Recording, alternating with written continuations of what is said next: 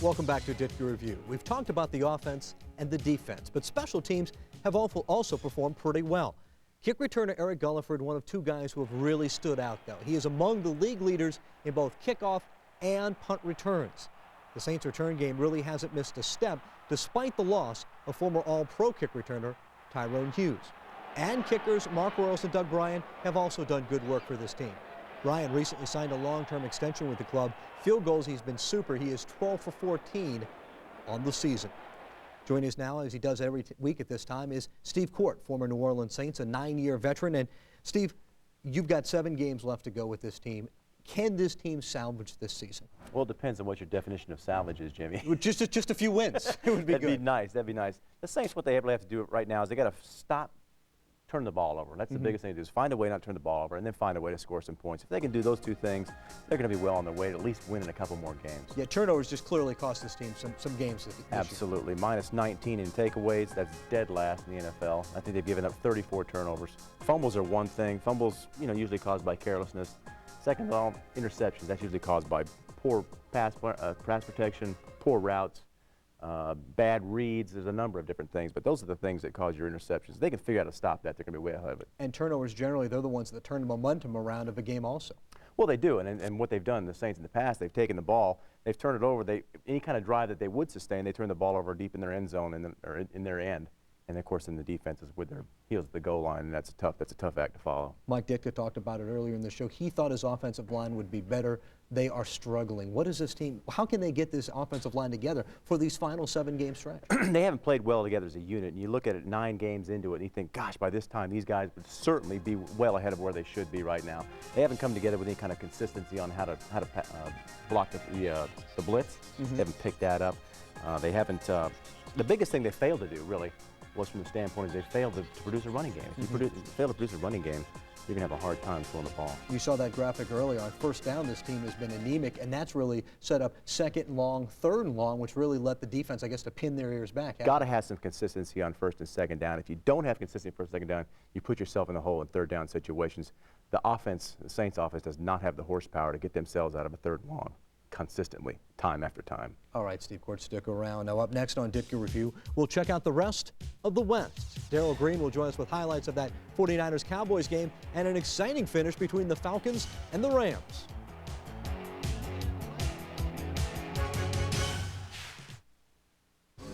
October is here!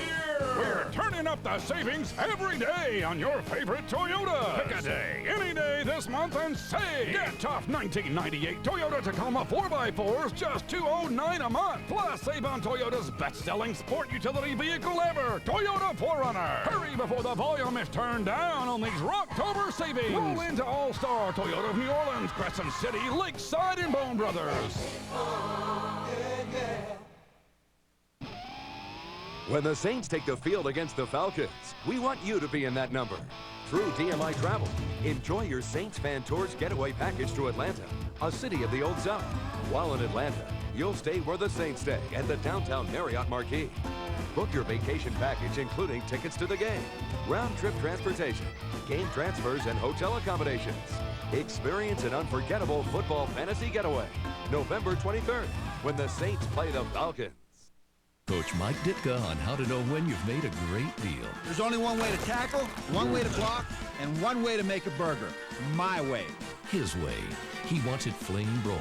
He wants everything fresh from bun to bun. If I say, hold the pickles, hold the lettuce, that's the way I expect it. Because as far as he's concerned, there's only one way to make a burger.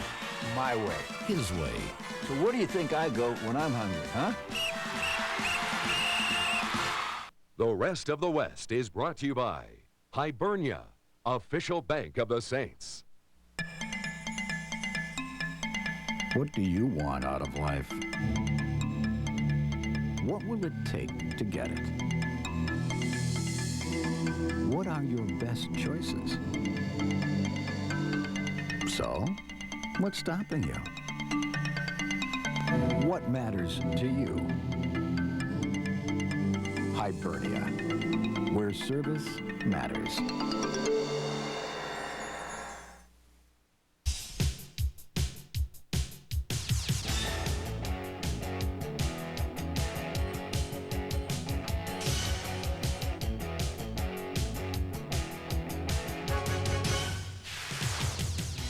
Welcome back to the show. Now, the Saints were off, of course, this week, but the rest of the conference was in action. Our Darryl Green joins us with the rest of the West. Darryl? Thanks a lot, Jim. The marquee matchup of the day involved a divisional foe taking on an old friend. And one of our old friends gets a big kick out of beating the boys from St. Louis as we take a look at the rest of the West for Week 10.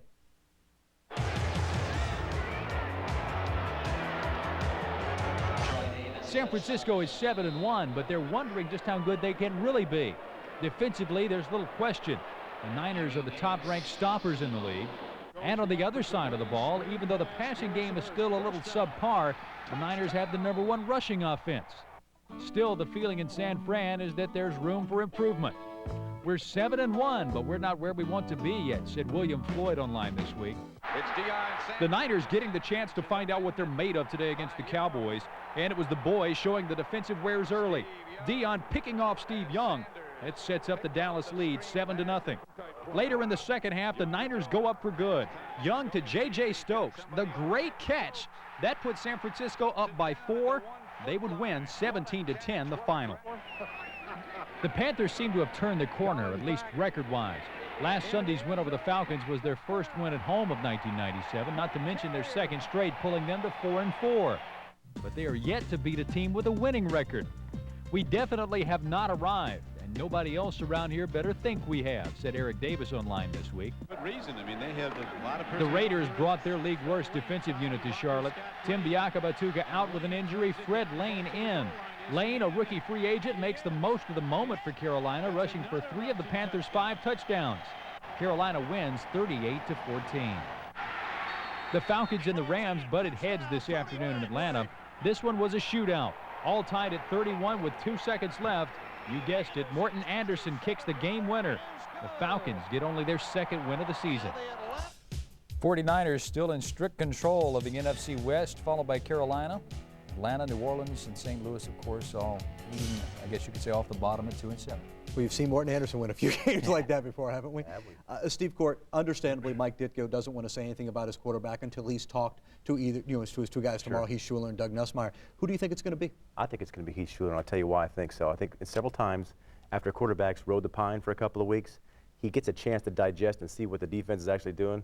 He's watching Danny Werfel get killed, but at the same time, I think he's had a chance to kind of digest that. Maybe he's going to come out and maybe do things differently. All right, we'll see how it all turns out. Now, don't forget to join us next week for our continuing coverage of the Saints right here on Fox 8. Tuesday night, it's Ditka Magazine. We'll have a special look at special teams and the challenge that defending the Raiders' Desmond Howard will bring us. Thursday night, it's Ditka Live, and we'll preview the Saints-Raiders matchup for you. And then we'll be back live next Sunday night with Ditka Review live from Oakland with all the highlights on the game. From all of us at Fox 8, thanks for watching, everybody, and we'll see you next week on Ditka Review.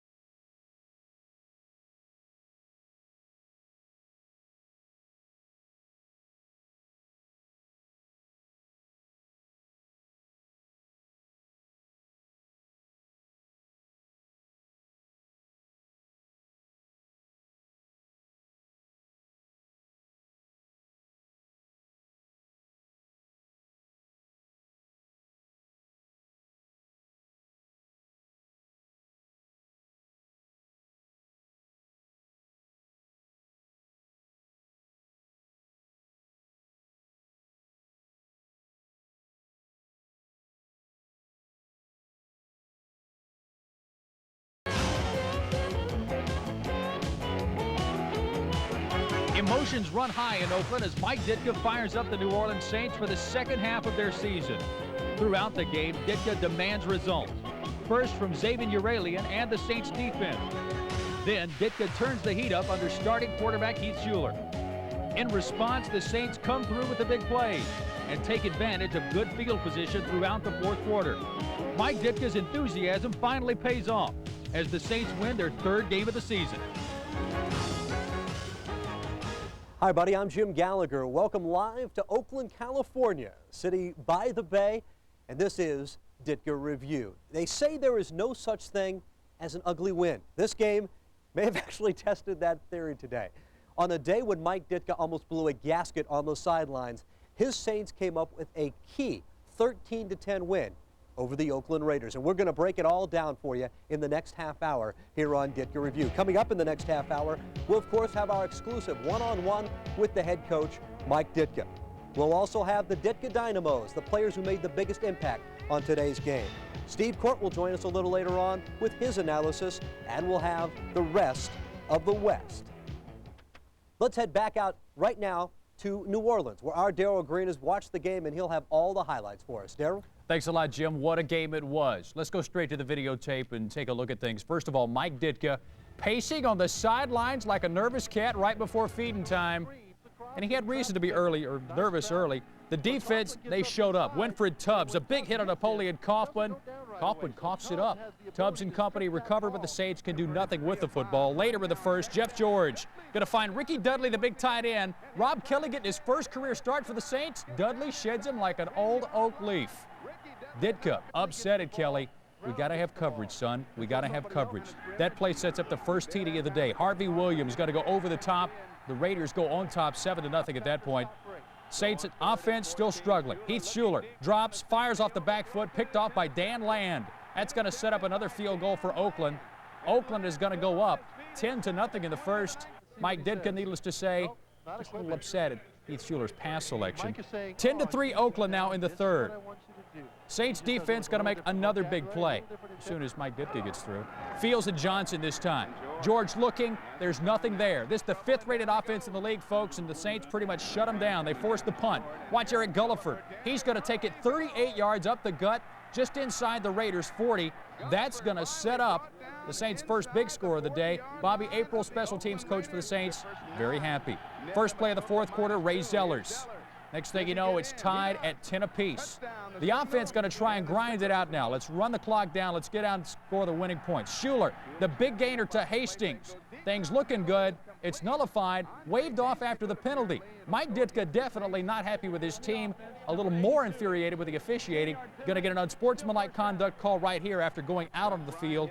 But later, the next possession, just under 4 minutes to play, the Saints going to go on top. Doug Bryant from 44 yards. That one from way downtown. The Saints up 13-10. Raiders driving under a minute and a half to play. Jeff George trying to make something happen. Sammy Knight does make something happen. Makes the pick, the return for about 25 yards. That's going to put the final nail in the coffin for the Raiders. Xavier Urelian and Mike Ditka. Don't know what the wager was, but whatever it was, it made the head coach smile. Heath Schuler and company can grind it out from there. Of course, the big win for the Saints, win number 3 on the year, 13-10 the final. I'm sure that was a very, very happy locker room out there in Oakland, Jim.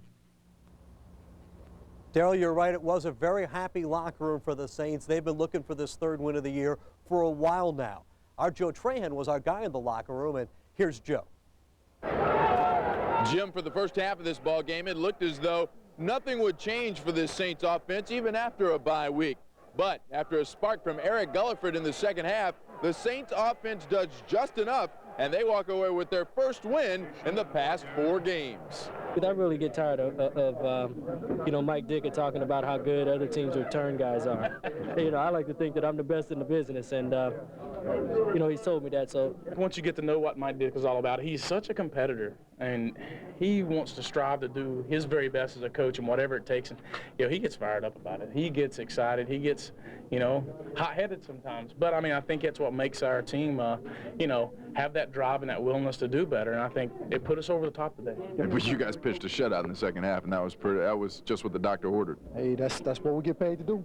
Go out there and play defense. I mean, stop them from scoring, whatever it takes. And coming off the bye week, we knew that we had to come out and get a win, just establish ourselves, get our self-confidence up, as a team. And I think we played well as a team. I think the special teams did a great job for us. Eric Gulliford, ran back a lot of kicks. The punt team, they helped contain Desmond Howard a lot, So we definitely played well as a team. Not as well as we really wanted to, but we fought through and got the victory. So it's a 13-10 final. The Saints finally ending up on top of a hard-fought win. And although they get the W in this one, the Saints offense still knows there is a lot of work to be done. But the offense does just enough, and the defense preserves this victory as the Saints improve to 3-7 on the year, and they get ready to take on the Seahawks next Sunday. Reporting from the Oakland Alameda Coliseum, I'm Joe Trahan, Fox Sports 8. All right, Joe, thank you very much. Now, of course, each week after the game, I get a chance to sit down for an exclusive interview with the Saints head coach, Mike Ditka. Mike obviously was happy about this win. Mike, congratulations. It's been a while since we had a chance to talk about a win. Yeah, it is, and it's been hard. I mean, it's hard on everybody, but this is about the players. They played hard, Jimmy. I'm really proud of the way they played and hung in there. And, if we do nothing but this, play with this kind of intensity and purpose, we'll become a better team and we'll be better and better. Are we close to where we have to go? No. We're a long way away, but we'll get better and better if they play like this. Let's first of all talk about your defense, able to really shut down one of the NFL's best offenses. I don't think there's any question. And when you look at the Raiders and the firepower they have, Napoleon Kaufman, I think he's a great running back. I mean, they shut him down pretty well, and then Tim Brown really didn't he caught a lot of balls, I think, but he really no big plays. And the only guy that really hurt us a little bit was Dudley. I thought our defense was outstanding. And then not only that, too, I mean, the fact that they played good, they gave up a couple big plays, but when they hit people, they smacked them. And I mean, there was a lot of pop behind those hits. And you had talked over and over about the defense needing to force some turnovers. Today they did. Yeah, that was big. The play at the end was a terrific play, but I think the turnover on the fumble, that was really a great hit. And I don't know who made the hit. It might have been Mark Fields. I don't know who did it. But it was a great hit in there, and it turned the ball loose. And, we're fighting a battle little by little. The defense gets us a few. If we don't kill ourselves, maybe by the year 2000, we'll get out of this minus 19. Talk a little bit about your offense now for me. It's not a pretty performance, but no, it's good enough to win. Yeah, we didn't kill ourselves. We thought we could run the ball better on them, and we had one play that when Mario fell down was a great play. We knew we ran a counter weak. We said we'll bounce it outside. We had it set up pretty good. He slips and falls. I mean, I can't control that. I didn't think that. I think we can run better. And there, Ray missed the hole on a trap one time. I mean, the hole was there if you hit the trap hole. But if you run it wide, it's not there. So I don't know. It's tough. There were a couple questionable calls. It was not a pass interference on us on the play that Andre caught. It was a very bad call. The guy came up and bumped Irv going down the field. Irv shed him and got away from him, and they called it on Irv. And that's a bad call. I mean, I thought the game was poorly officiated, I'll be honest with you. Well, and clearly from the way you reacted on the sidelines, you felt that way. Well, I think you don't look to make calls if they're not calls to be made. I mean, really. Just if it's apparent, fine. Two guys bump going down the field, that's going to happen. Who initiates the bumping? The offensive guy doesn't initiate bumping. If the defensive guy initiates the bumping, then you've got an obligation to try to get it free from him, and that's all that happened on the play. Mike, what happened when you took Heath Shuler out and then put him right back in again? Well, I was trying to get his attention to come over and talk to him for a second before he called the play, and I'm yelling Heath, Heath, Heath, and he goes back to the huddle, so I got mad and sent Doug in because I wanted to talk to him. Now, does that make me right? No, but that makes me the head coach. I can do that. And then this happens, there was a timeout. Now, he said he didn't know I was talking to him. I didn't know there was anybody else out there named Heath. So, I was wrong. But then in that case, it doesn't matter whether I'm wrong, Jimmy. I wanted to talk to him at that point about something that I thought was important. Now, if you ask me what it was right now, I couldn't tell you. But you intended to put him back? Yeah, right back in, that's all. I wasn't going to take him out for any, I mean, that wasn't the whole essence of it. The essence was obedience, like if you don't obey me, you're going to the closet, All right, that's Mike Ditka. And we've got a lot more coming up with the head coach, including the turning point of this game. We'll have that right after this. And we'll also tell you about the guys who made the biggest impact. They're Ditka's Dynamos. Stick around. Ditka Review. We'll be right back.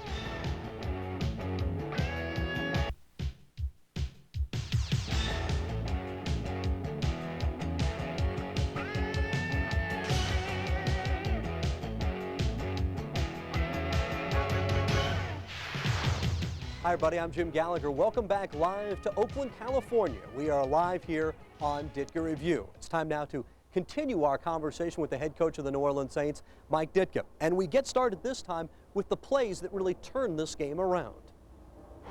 Time now for the top of turning point, and Mike, really when it's, I guess the turning point would have to be it's 1st and 44 at one point. You're able to pin them all the way back, and then your defense is able to hold them. Well, I thought Danny, you know, right, we called 3 running plays, and Ray ran hard on all the plays. We got out of there a little bit. We punt the ball. Mark did a great job punting the ball. Then the coverage team did a great job of covering the team, and we got them back on the 12-yard line. But our defense was a turning point all day. They played and they played and they played, and maybe right before the half when we got the 3 points was kind of big too. I thought, you know, that was kind of instrumental. Doug did a great job. Our special teams played well today, Jimmy. They you know, Bobby's done a great job working with these guys. But the kickers did good. The kicker and the punter did well, but the coverage people really did well because Desmond Howard, believe me, he's modified one of the best. And our thing today, you know, I'm just tired of trying to kick the ball to one side or the other. I said, hey, we're going to kick it deep and we're going to challenge him. We're going to challenge our people. Our guys stepped up to the challenge. And your guy really stepped to the challenge. Your return man, Eric Gulliford, he really made a big. Without him today, it's a loss. Yeah, we gave him a game ball, and because it jumped out at me that Eric has really played terrific football for us. I mean, he's a great little kid, and I'm glad we have him. I really mean that. But I don't mean our defensive guys, you know. I mean, the interception in the end, I thought, I mean, Eric Allen, Alex, I thought they played good football. I mean, our corners, we challenge them. What we talk about, our corners have to step up and play ball. They stepped up and played. Now, we didn't get as much pressure on George as we'd like, but George threw the ball away twice. It should have been grounding. I mean, he was never outside the perimeter of the tackles. He just was deep. So the referee let that go, and that's wrong. I mean, if you get outside the perimeter, I understand, but he wasn't outside. How are you feeling physically, Mike? You were as animated as you were in the Chicago game the other day. Yeah, I was. I'm a little flushed right now, as you can tell. No, I don't know. Jimmy, I don't want to, you know, I don't want to get excited, but it's me. If it, you know, I guess the moment I don't get excited anymore, you know, I don't care, and I really do care. I tell you what. These guys, I told Joe the other day when I talked to him, I love them, and they've grown on me, and I know everybody's not going to be together because of the way the system is now, but I've gone to, and I can see them responding now, not that they love me, but they want to respond with the kind of football they know I want. And they're just playing hard and playing aggressive and playing tough, and certainly sometimes when we do that long enough, things are going to start bouncing our way. Is part of you getting upset on these things too, just trying to coach these guys up, trying to say to these guys, hey, if there's a certain will to win that a team you got to have it. You got to refuse to lose. You got to have a will to win and refuse to lose. You got to abhor losing. You just can't stand it. I mean, it's got to give you the worst taste, and then you'll start winning. But you got to understand that. Now, of course, you got to correct the problems that are causing you to lose, which in our case basically is turnovers more than anything. I mean, nobody's come up and kicked our face in. We beat ourselves more than anybody's beaten us. Now, I know that wasn't pretty, but let me tell you something, Jimmy. I take 15 of those every year, just like that. Slugfest to the end, game on the line right in the fourth quarter, where the defense or the offense has to step up. I would take that over beating a team 44-0, because that means nothing to me. This means that we're just not good enough to blow somebody out, but we're good enough to outfight somebody. Looked like Mike Ditka was ready to coach another one afterwards. Now, about that little wager that Mike Ditka and Zabin Uralian, what happened was Zabin Uralian bet Mike Ditka $25 that the defense could stop the over-the-middle pass in the second half, and they certainly did. In the second half, the Raiders had a grand total of 40 yards in the second half. So very impressive defensive effort for the Saints in the second half of this ball game. We've got to take another break, but up next we'll talk more about that second half. First of all, we'll tell you about the individual stars of this game. They are Ditka's Dynamos, and Steve Court will be along with his analysis of this game. Ditka Review will be right back live from Oakland. Be there to cheer when the Saints march on Atlanta November 23rd. Let DMI, the official travel company of the Saints, make all the arrangements for you.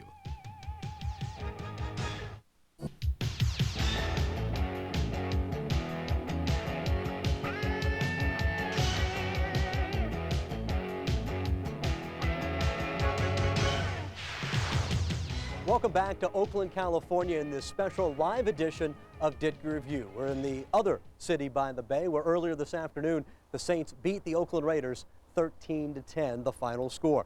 Time now for Ditka's Dynamos. These are the guys who made the big plays, the key plays in this game. And we start with kick returner Eric Gulliford. He had 134 yards in returns today.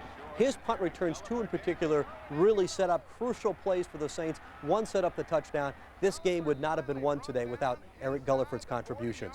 On defense, we go to Sammy Knight. 6 tackles, but that only begins to tell the story. He also had 1 fumble recovery, and his interception at the end of the game of Jeff George clinched this victory for the Saints today. And finally on offense, we go to quarterback Heath Shuler.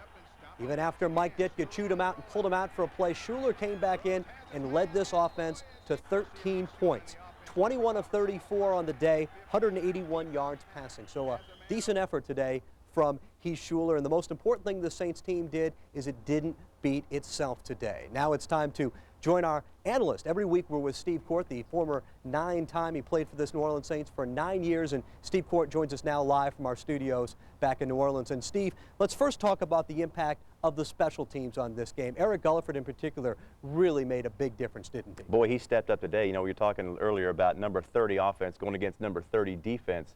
What gives? And nobody even counted the special teams today, but hey, this guy took off today. If it hadn't have been for Eric Gulliford, there would have been a big 0 for the Saints because he put them in great field position all afternoon. And they also shut down Desmond Howard on the other side. They really did. They had great coverage on the guy. I watched pretty extensively. You know, the things I was watching was they had great coverage on the guy. They hemmed him in, kept him inside, didn't let him do his thing. I mean, he was not reminiscent of it like he was last year at all. Steve, let's talk about the defense of the New Orleans Saints. Xavier Rayland won his little wager. They did not give up any more big plays in the second half, and really both those big plays were Rob Kelly, the rookie free safety, played a couple and gave up a couple of long ones to Ricky Dudley. But overall, this defense, especially in the second half, really shut the Raiders down, didn't they? Well, they really did, and the thing that was really, really important to remember was the thing that the Saints defense actually did was they shut him down. I mean, this is the number 5 offense in the National Football League, so it was going to be a great test for him. Jeff George is no slouch. He's got a great arm. He's got some great tools. Dudley, you know, actually, he had a terrific day. He had an all-pro kind of day, but the Saints defense, as in several weeks, they've shut him down. They've done a great job so far. And they stopped Napoleon Kaufman, who came into the game over 900 yards, really shut him down today also. You know, in the past previous weeks, we watched him against Denver. He did some great things. He shredded the Denver defense, and what they did this week, they shut him completely down. I don't think he had hardly any yards, and pretty soon they had to start relying on the pass. They couldn't do anything there as well. Steve, you played for Bum Phillips, you played for Wade Phillips, you played for Jim Mora. Right. Mike Ditka today, as animated as he was in Chicago, he was almost over the top. Your analysis of the way he coached this team, and do you think this team responded to him today? Well, I think they did, and I think the main part of it was the thing that was funny about it is he was so animated on the sideline. It was almost reminiscent of deja vu in the mid-1980s when I used to look across the field and see this guy ranting and raving at Jim McMahon and Walter Payton and Dan Hampton and these guys, and now all of a sudden you see it again and you think, hey, Mike Ditka's got to be Mike Ditka. He can't play the same kind of guy that he's played in the past where he's been, you know, I guess the low-key Mike Ditka of the past. That guy is gone. He's got to be the guy that motivates the players from now on, and that's Mike Ditka. Steve Court, thank you very much. It certainly worked today for Mike Ditka. We've got to take another break, but when we come back, we'll check out the rest of the NFC West. Ditka Review live from Oakland. We'll be right back.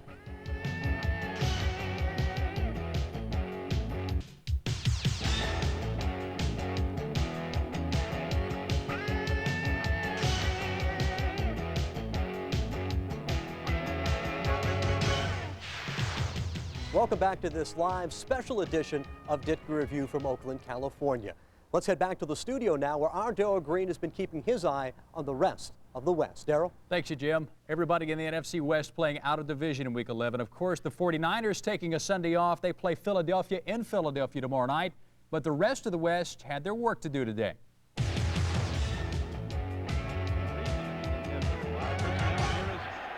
The Panthers may have found a secret weapon. When Tim Biakabatuka went down last week, rookie Fred Lane not only stepped in, but he stepped up. Lane rushing for 147 yards and 3 touchdowns in the 38-14 win. Lane, from Lane College, by the way, was as surprised as anyone, saying online last week, "I thought I was in Disney World." A trip to the Mile High City was the prize this weekend, but the only thing special about this trip was the Broncos' Darian Gordon. He returns a pair of punts for touchdowns this afternoon. Broncs run away with it 34-0 over Carolina. The Falcons are in the middle of a youth movement. As a matter of fact, 4 rookies were due to start for Dan Reeves today. With Atlanta facing a lost cause in '97, Reeves is looking to build for the future. 3 rookies on defense, 1 on offense getting their chance to impress.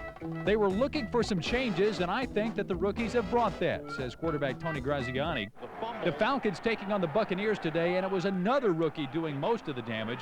Warrick Dunn crossing the goal line twice. The Bucs win easily 31-10. Tony Banks is going to the well and coming up big, but the Rams still aren't winning. Last week he tossed 3 TD passes and rushed for another in a 3-point loss to the Falcons. Online this week, Banks sounded like a frustrated quarterback. I don't know what else we have to do. The Rams taking on the Packers today in Green Bay. The last home game the Pack lost was to the Rams back in 1995. That fact holds true. Antonio Freeman catching 7 balls, including a touchdown. Packers win 17-7. Again, here's how they stack up in the NFC West. That asterisk by San Francisco because, again, they play tomorrow night. Carolina trying to hold their own at 5-5. New Orleans pulls into the middle of the pack at 3-7. Atlanta and St. Louis struggling, Jim, at 2-8. All right, Darrell, thank you very much. The Saints hope to win 2 in a row, and they get their chance next Sunday against the Seattle Seahawks, and we'll be back here same time, 9:30 next Sunday night, to tell you how they did on Ditka Review. From all of us here at Fox 8, thanks for watching, everybody. We'll see you next Sunday. And this is Ditka Review.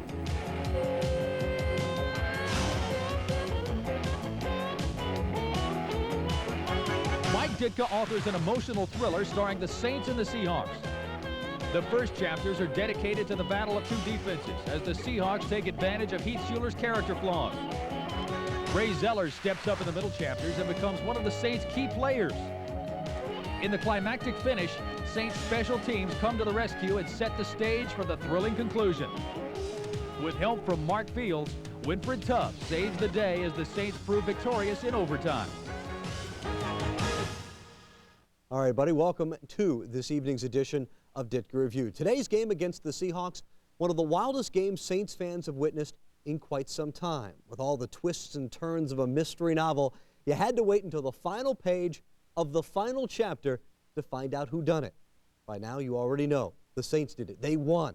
Every good novel has an outstanding group of characters. We're ready to identify them for you tonight. First, we'll hear from the author himself. Mike Ditka goes one-on-one with his view of today's game. Then we'll meet the lead players in today's drama. They are Ditka's Dynamos. Later, today's effort by the Saints will be reviewed by our own Steve Court. And finally, we'll find out how another familiar cast of characters made out when Darrell Green joins us for the rest of the West. Let's get started. The Saints have been involved in 10 overtime games in their history. Last time they won one, way back, 1983. It's been a while since the Saints came through late. Our Joe Trahan joins us now, and Joe, fortunately, they do not give style points in the NFL. Yeah, winning ugly is still winning, and the Saints will take it any way they can get it. Today's game was emotional, dramatic, and in some strange way, really fun. It's Saints football. Hop on the roller coaster and hang on for the ride of your life.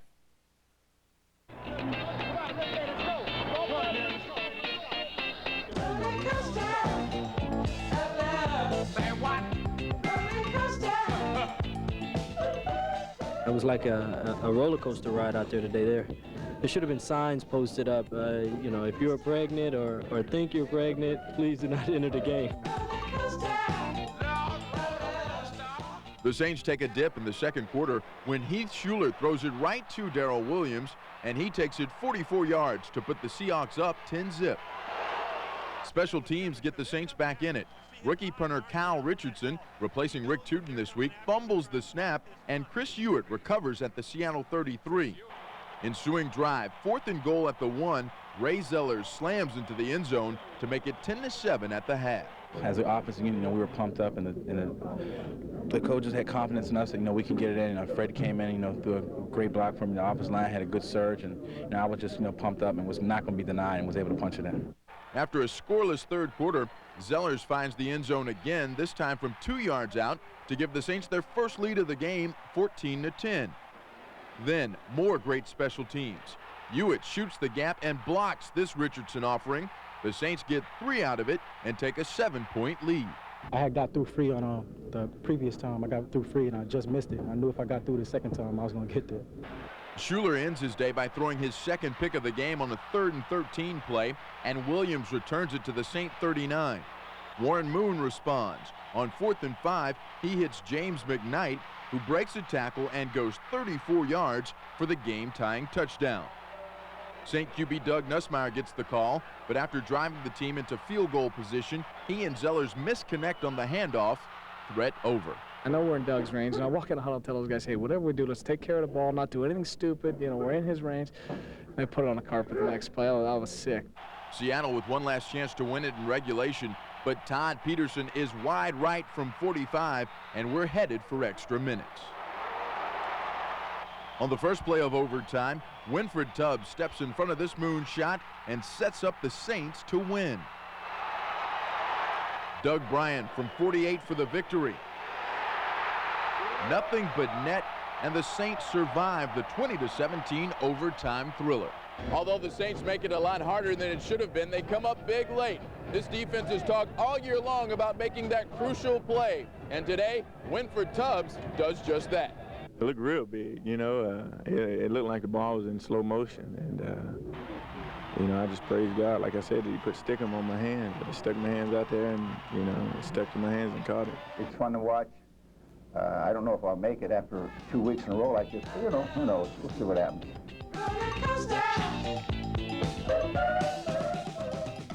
The biggest thing about this victory, the Saints didn't give up. After losing the lead, they still found a way to win. And, Jim, that's something to build on. There's a little sign. You must be this tall to ride this ride. That's right. It was a roller coaster. It was, no doubt. Joe, thank you very much. Each week after the game, I got a chance to sit down with the head coach for an exclusive post-game one-on-one. It was a very happy Mike Ditka who stepped to the mic. I think we're becoming a football team, Jimmy. I think, you know, for a while, I think because we're struggling so bad on offense, it's crazy. But I think people were saying, defensive players saying, geez, when are they going to do their job? I don't think they care anymore. I really don't. I think they just go out and say, well, if they're not getting it done, we got to get it done better. We're going to make something happen. We're going to make a play. The same with special teams. And they've been carrying us. And, you know, we talked earlier, we said the special teams defense should carry us a little bit. Not like they are, but I tell you, nobody quits out there, Jimmy. That's the best part. And can this be the kind of springboard game when you get that enthusiasm like that and a team doesn't quit? I know a lot of fans look at what we're doing and they say, well, you know, you can't ever win playing it. You can. You can win playing that kind of football because eventually when you can pass protect and you can give the quarterback a little time to throw and you get the ball downfield a little bit better than we did, then things are going to start happening if you're still playing that kind of defense and that kind of special teams. It will come. You build with your defense first. You build with your special team. Offense, we got to build with our line. We got to get better. We got to protect the quarterback. We got to be able to throw the ball. They're jamming 8 people up on the line of scrimmage now. It's tough to run the ball in there. When you looked at the end of that game, how quick a decision was it to go to Doug Bryant at the end? None. Not after we went down and we had the game won before we go into overtime and we fumbled a draw play. I mean, I don't know what happens. I mean, it's hard to explain that stuff. I mean, we missed the handoff. I thought Ray might have started a little quick, but you got to make sure of those plays. I mean, and like Doug come out and he said, well, if that's the case, why do we even run a draw? We just go straight at him. Draw was a good call. There's nothing matter with the draw being the call. It's just hard right now. They had weak safety up on a weak side. They had a strong safety up on a strong side. They were bringing Brown on every play. We were actually looking at the 2 guys out there, and that's why we went deep with the pass that was intercepted before that. You have the best play. You got man-to-man outside it, and you got the free safety coming over to cover the tight end man-to-man. No, you don't make it work. I mean, that's one thing, but it is the right play to call. Right. Now, is that why you went to Doug, because this play didn't work because of his throw? Well, that's why I went to Doug on instinct more than anything. I wanted to put him in. He had a great week of practice. There's no slight against anybody. And let me say this so people understand. My job's to win. It's not a popularity contest. Nobody cares about anything except victories. You have to admit that. What players have to do, and you see it constantly with our defense and with Eric Guilford and people like that. Got to make plays. When you have a chance to make a play, you must make the play because you can't get a chance on every play. You must make the plays that you get a chance to make, and that's what we're not doing on offense right now, and that's our big problem. If we can only start making, Doug made a couple plays out there. If you can start making those kind of plays, we can be productive, we can be effective. The way our defense is playing, we can win football games.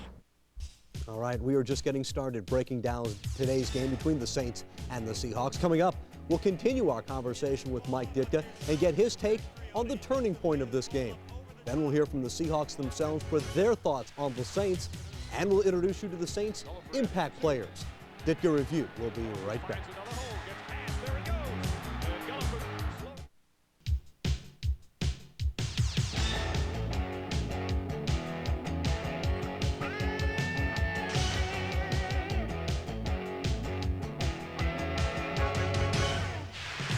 Welcome back to tonight's edition of Ditka Review. This was a game with a lot of turning points, but in the end, it was the defense that stepped up and made the play of the day. Back now for the Tom turning point, and Mike, clearly Winford Tubbs' play at the end. You talked earlier about guys making plays. He stepped up and made a big one. Yeah, he really did. I mean, Winford's playing, I'm going to say it, he's playing the best middle linebacker I've seen in this league. I don't think anybody can hold a can to him. I know we use him a little bit differently as some other teams use the middle linebacker. This guy blitzes, he sacrifices his body so other people can get free on the sacks. But he is a good football player. We got to get him signed, and we want him signed. We want him here to be a Saint. And that play in particular, when he steps up against a Warren Moon, this defense not quitting, that really does set a tone, doesn't it? Well, you know, I think this defense played awfully well. They scored 10 points. That's the #2 offense in football.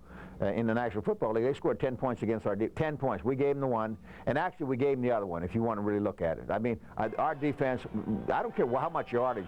You know, if you give up yardage and not points, you're going to be a great defense. This is going to be a great defense. You made a decision to go with Doug at the end. When will you make a decision next week now at your quarterback position? How about I tell you tomorrow? I'll tell you tomorrow.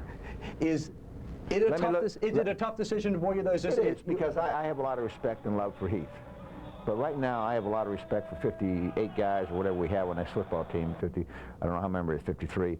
And I have to do what's best for this team right now. I've got to find a way to win, way to find production on offense. And now I'm going to be criticized no matter what I do, so it doesn't matter. But that doesn't bother me. I feel for these guys. It doesn't mean if I leave a guy that he won't come back in time. But right now, I'm leaning a little bit toward Doug. We'll see what happens. I got to look at the films first. Mm-hmm. When you see a game like this, and you see your team, you said last week, a team doesn't quit. That's the most important thing. You get these slug-out games. This wasn't a slug-out game, but this team didn't quit on you again. Is this encouraging to you? They kept making plays. We became a team. We started last week, and now I think we are a team. I think we're a team that understands what it's all about, how to win now. We're finding ways to win. We're not giving up on each other. You know, and we're not panicking. And believe me, if you ever saw a game that was a reason to panic or give up, today was it. It's got to be just an emotional gamut when you're watching a game from the sideline like that. When you see a team, you think you're in it, give it away. Then you get it back again. Well, I go up and down so much, my hip's hurting again. I never... I can't explain the emotions. I mean, I'll be honest with you, the last 2 weeks, though, I can honestly say I did a lot of praying, but I'll say this, that I never questioned that we were going to win that football game. I don't know. I thought we were going to block the field goal at the end. He just missed it. I'm glad he missed it. I mean, I don't know if I feel bad for him, but I'm glad he missed it. We need to win. We need to win. We need to understand and taste winning. We need to understand and appreciate it. We need to understand what it takes to win. They're finding that out week after week, and if we can put a couple of these things together, it's going to be fun. All right, we've heard Mike Ditka's thoughts on today's game. Let's take a moment to hear from the other side. After the game, we went into the Seahawks locker room for their opinion of today's effort by the Saints and Mike Ditka. They've got great speed on defense, and they play hard, and they blitzed us quite a bit and got to us. We were a little makeshift in the offensive line there, but, I mean, they've been doing that to everybody. They're a darn good defense. They were playing deep, and also they were forcing me to throw the ball before I wanted to with the pressure, so that made it tough to be able to sit back there and guide the ball where you wanted to on a deep ball. They wreaked havoc for us. They did some things with some stunts and with some blitzes that might have confused us a little bit, but they got great athletes over there, and you know, they played a great game. They made some turnovers, and we turned the ball over and gave them good field position in the kicking game, and you can't do that. Even though they don't score a lot of points, you still can't give them opportunities. All I know is that if you mess up in his game, you're out. That guy gave up 2 sacks in the beginning of the game. Next thing I turn around, there was a new guard in there. I was like, wow. And then here we go, coming like 20 seconds left in the game, and he throws in another quarterback. I mean, like, hey, if you're going to play for Ditka, don't mess up. Still more ahead on tonight's show. We'll spotlight Ditka's Dynamos, those Saints who didn't mess up. These guys made big contributions in today's game. And then former Saint Steve Court has his own views on today's win. His analysis when Ditka Review returns. Be there to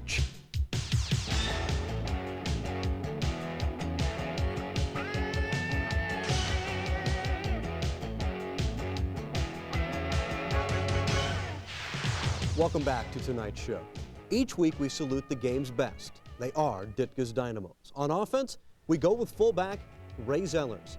He scored a pair of touchdowns, ran hard all day, finished with 49 yards rushing on the day. On defense, no question about it. Linebacker Winfred Tubbs made the play of the day for the New Orleans Saints. This interception set up the game-winning field goal and another big day for Winfred Tubbs. Just couldn't single out one player on special teams. Eric Gulliford, kick returner, 159 yards in return. He had another monster day, set up one score himself. Chris Hewitt, he also coming off the bench. This guy was an undrafted free agent. Here recovering the fumbled punt. He also blocked the kick in this game. And then, of course, Doug Bryan coming through with the game winner. Straight and true, 38 yards in OT. All these guys deserving of the designation, Ditka's Dynamos. And joining us now, as he does every single week, is ex-Saint Steve Court. And Steve, let's start with the special teams. This, for the second week in a row, a game would not be won if not for the effort for the Saints special teams. Well, they've been doing it all year long, and you always hear about in your kid, offense, defense, special teams, and how important those things are. Special teams has set these guys up again for a position to win. I mean, you talk about Gulliford, he's been returning kicks week in and week out, returning punts week in and week out. You talk about drive start average for these guys, you talk about pinning the other team down in their own end, and you talk about the special teams coming through. This game in particular, 17 of the Saints' 20 points set up by special teams plays. We get started with Richardson on the fumbled snap. Hewitt's there to recover. That set up the first touchdown, and it just kept going on with Gulliford. Well, you have to be able to take advantage of it, and what's happening is Gulliford's been taking advantage of that kind of stuff week after week after week. He's been pinning the other team down their end zone, and conversely, guys like Royals is punting the ball completely out of the place and pinning their team down in the end zone. For their drive start average has not been that good. Offensively, though, still major problems for this team. 5 turnovers again today. They are behind in the takeaway giveaway margin. I've got to wonder what the percentage is of a team with 5 turnovers and then still be able to win the game. That's unbelievable. It's kind of been the mantra of the Saints all season long, is the turnovers, and they continued it today, but they still found a way to find out and win it. I mean, Heath Schuler himself accounted for 3 of those, and maybe the quick hook next week. Well, you got to look at it. Quarterback's a situation right now where they've given Heath a lot of chances to come back in this thing, and he's still struggling. He's still going through the motions, and I just got a feeling that they've got to go to Nussmeier next week. Is my gut feeling on this. Mike Ditka hinted at that in our interview a few moments ago, that he was leaning towards Doug Nussmeier, and I wouldn't be shocked at all if that's the way that he goes tomorrow. Well, like I said before, I think they've given Heath enough time now to where he's been able to look at it in the past, and he's been able to come out, and he made some adjustments going into Oakland, but at the same time, he put Nussmeier in there at the very end of the game today, and I think that may be the way they're going to have to play out these last several games. You see a confidence in this team, winning 2 in a row, now heading to Atlanta? Yeah, for the first time I've seen them at least come on a little bit on offense where they haven't been quite so self-destructive. The turnovers are still a problem, but they're not much less self-destructive than they have in the past. Running game's been coming on a little bit, but they're finding out how to work those games and how to work those running games into there. Steve Court, stick around. We appreciate it. Now, before we move on, we wanted to recognize one more great moment on the field today. That's when Richard Chenave of New Orleans took the field with the Saints for the opening coin toss. Just one of the many exciting activities Richard participated in as today's Hibernia Junior captain. Now, if your son or daughter would like to win tickets to the next Saints home game and be the Hibernia Junior captain, just stop by any Hibernia location to register. Stay tuned. More of Ditka Review is coming your way next. When we return, Darrell Green joins us for head-to-head action in the rest of the West.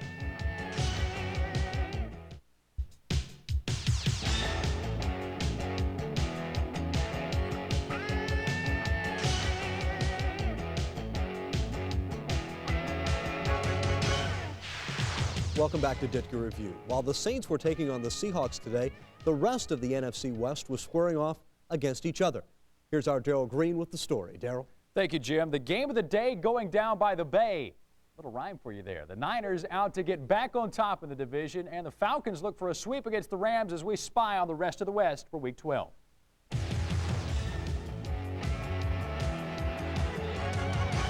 The last time the Panthers and the 49ers met, it was all Carolina. The Cats taking the win 34-21. Now, since then, the two teams have gone two different directions. Carolina struggling to stay at or near 500, while the Niners have turned on the heat, winning the other 8 games they've played. Obviously, today, San Francisco was out for a little revenge. A win would give them their 13th NFC West title in 17 years. Online this week, recapturing the championship was the focus. It's something they won last year, and we have to get it back, saying Steve Mariucci. Steve Young leads the charge in the first half. The Niners jumping out to a 24-6 lead. The Panthers closed the gap to within 24-19 in the fourth. They just can't complete the comeback. Merton Hanks picks off Kerry Collins at the goal line to seal the deal. Niners win the game and the NFC West, 24-19 the final. Seems like the Rams and the Falcons just heard the final gun on their first meeting of the season. Atlanta winning 34-31 2 weeks ago in the Georgia Dome on a Morton Anderson field goal. Online this week, even Dan Reeves is feeling what he believes to be deja vu. I can't remember playing somebody again this soon as long as I've been in the league. The Falcons got a little scared today in St. Louis. Lawrence Phillips' 1-yard TD run puts the Rams up 21-17 in the third, but the fourth quarter belonged to Atlanta. Brian Kozlowski hauls in the big catch to put the Falcons up for good. Atlanta comes away with the win, 27-21. Here's how we stack up after 12 weeks in the NFL. Frisco, as we said, wins the division at 10-1, followed by Carolina. Things starting to tighten up there in the middle. The Rams and the Falcons still dropping behind everybody there in last place. All right, Steve Court, we got a few seconds left. Teams won 2 in a row. If you're Mike Ditka, what do you say to the Saints heading in to the Falcons game, a team that really popped them last time they played? Well, you got to keep their confidence level up. They've done a couple of great things. They've won 2 back-to-back. They've been on a little mini roll here, if you will. But the thing you got to keep reminding these guys, they've got a long way to go in order for them to do it. A game like today is so important to win. It's a great confidence builder for these guys. Conversely, if you lost this game, it'd be a stake in your heart. All right, now don't forget, we've got a lot of stuff coming up this week right here on Fox 8. Tuesday night, it's Ditka Magazine. Then Thursday night, it's Ditka Live. And then we'll be back here next Sunday night for Ditka Review to tell you all about that Saints-Falcons game. For all of us at Fox 8, thanks for watching, everybody, and we'll see you next Sunday night on Ditka Review.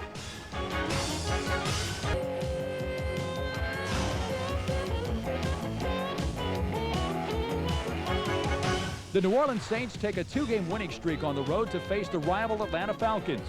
But Mike Ditka's plan to start Doug Nussmeier goes up in flames. The Saints' third to second to first-string quarterback misfires for 3 interceptions. And the Saints' offensive line allows the Falcons to drop Nussmeier 7 times, including 3 straight sacks near game's end. The loss is nearly impossible for Ditka to bear, as the emotional flame that fuels the Saints flickers. The Saints' man of iron may be headed for a meltdown.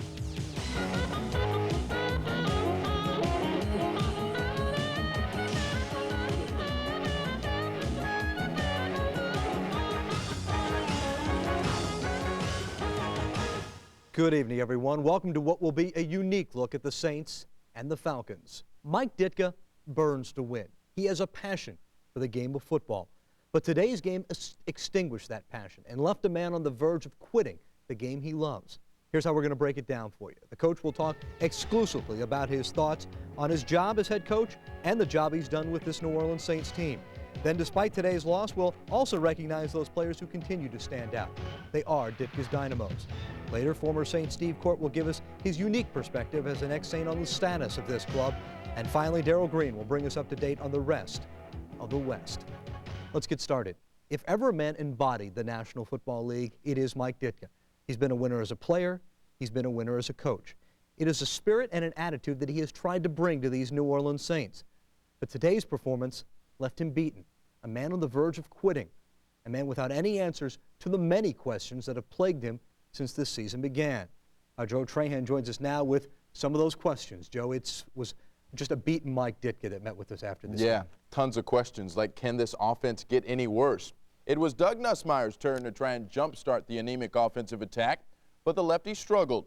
It was more the same for Saints fans, and Mike Ditka left this game a man fed up, a man on the edge, a man who may very well be tired of the pressure.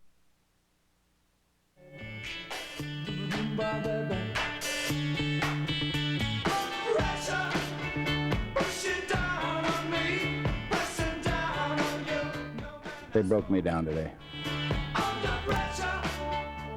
Things got so bad against the Falcons, Mike Ditka threatens to quit in his post-game press conference. I'm probably the wrong guy for this job, I'll say that. Probably better off getting somebody else. Doug Nussmeier, in his first start of the season, watches helplessly as his first pass of the day gets tipped and then picked off by Ray Buchanan. Later in the first, Ray Zellers rips off a 37-yard gain to the Falcon 10, but a holding penalty nullifies the big gain. 2 plays later, Nussmeier and Zellers misconnect on a handoff for the second time in 2 weeks, and it leads to the Falcons' first 3 points of the game. Second quarter now, Nussmeier throws into coverage and gets picked off again. Michael Booker is the thief, setting up another Falcon field goal. It's real frustrating. I had high hopes, and just really looking forward to playing well, and obviously I didn't play well, and that's the reason we lost. Signs of life just before the half. The left-hander out of Idaho throws and scrambles his team deep into Falcon territory, covering 76 yards in 10 plays. But the Saints would settle for a Doug Bryan chip shot to make it 6-3 at the break, still very much in it. But second verse, same as the first. With good field position, Nussmeier throws his 3rd pick of the game on the Saints' first possession of the 3rd quarter. Is it tough when someone's not stepping up and making that play, be it yourself or anyone else on this offense? Well, that's football. I mean, that's how you win in this league. Everybody's got talent. If you don't win games, you got to make plays. They made more plays than we did. We did stupid things. We lost. The Falcons capitalized when Chris Chandler hits a wide-open Bert Emanuel for the 36-yard TD, beating Alex Molden. And that was on me, you know. He's a great receiver, and he has a lot of speed, and he showed it today. Chandler seals the deal on the first play of the 4th quarter, buying time and hitting Terrence Mathis to make it 20-3. That's game, set, match, leaving a dejected Mike Ditka. That's the difference in the football game. We don't make plays, period, no matter how it's cut and dried. And that's the obligation of the players and the coaches to do that. And I feel that I've failed this football team by not playing.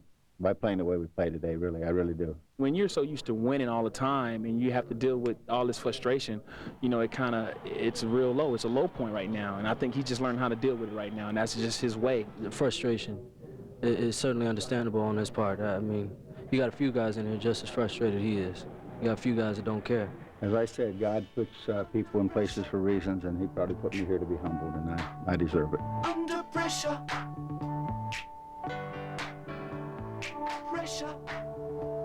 Now, most of the guys I talked to in the locker room today don't believe that Mike Ditka will abandon ship. But will he stick around for another year of this? It's a great question, one we won't know for a few more months, Jimmy. It's tough for him to deal with this. He is too much of a winner to have to deal with this sort of pathetic performance by his offense. I tell you what, and I'm getting to know Mike Ditka better and better. I don't think he had any idea it would be this hard. I don't think he had any idea that today's players wouldn't respond the way he thought they would respond. And let's get to it a little bit. Today's performance doused the flames that burned inside Mike Ditka. In our exclusive post-game conversation, it was an emotional head coach that sat down with me in the Saints locker room.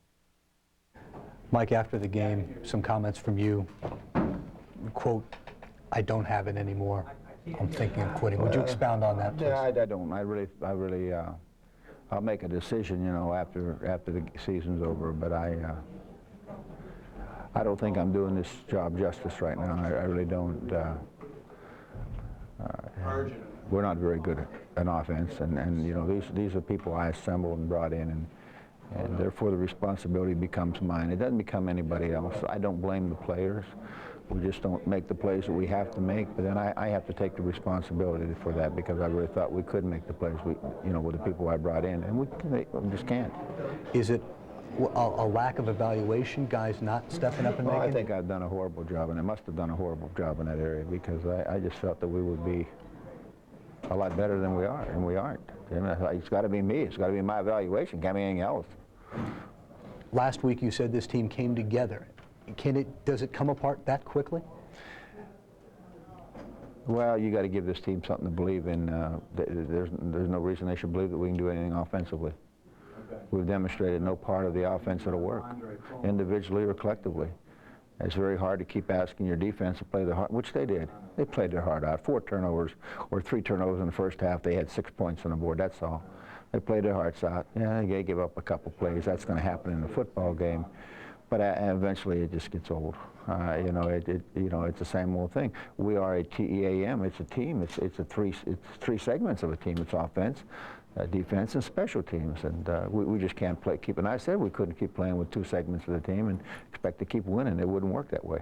When you say I don't have it, is that a motivation you're looking at? That you feel you can't motivate these guys? You can't communicate with these guys? I think that's part of it. Yeah, I think that, you know, I'm just another guy that passes, you know, down the stream of life, really. I mean, it means nothing. Playing for the Saints is, you know, no different than playing for Hoboken. You know, it's just all the same to people anymore. It's a job, you know. I don't look at life that way. I don't need a job that bad. You know, I really don't. It's either got to be a passion or it's got to be nothing. And to me, it's always been a passion. So if I can't surround myself with passionate people, then, hey, I go climb a tree somewhere or something. We're just getting started with Mike Ditka. Up next, more with the coach, including the answer to the question, should he have come back to coaching? And we'll hear from the other side as winning quarterback Chris Chandler talks about the Saints. And later we'll highlight the performance of Ditka's Dynamos. Stay close. We'll be right back.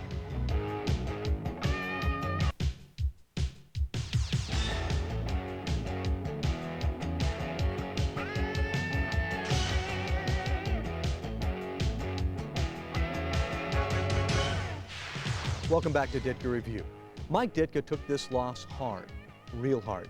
The coach thought his team had a chance to beat Atlanta until today's turning point.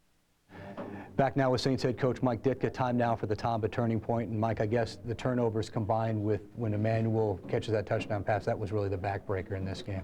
Well, yeah. I mean, you know, we haven't changed really from day one on offense. We're just inept and we make a lot of mistakes and we turn the ball over. And it seems like when we make a mistake, the other team gets the ball. They make a mistake, they get the ball. You know, it's the same thing. We had a chance to make plays on them. They drop the ball, they get it. We drop it, they get it.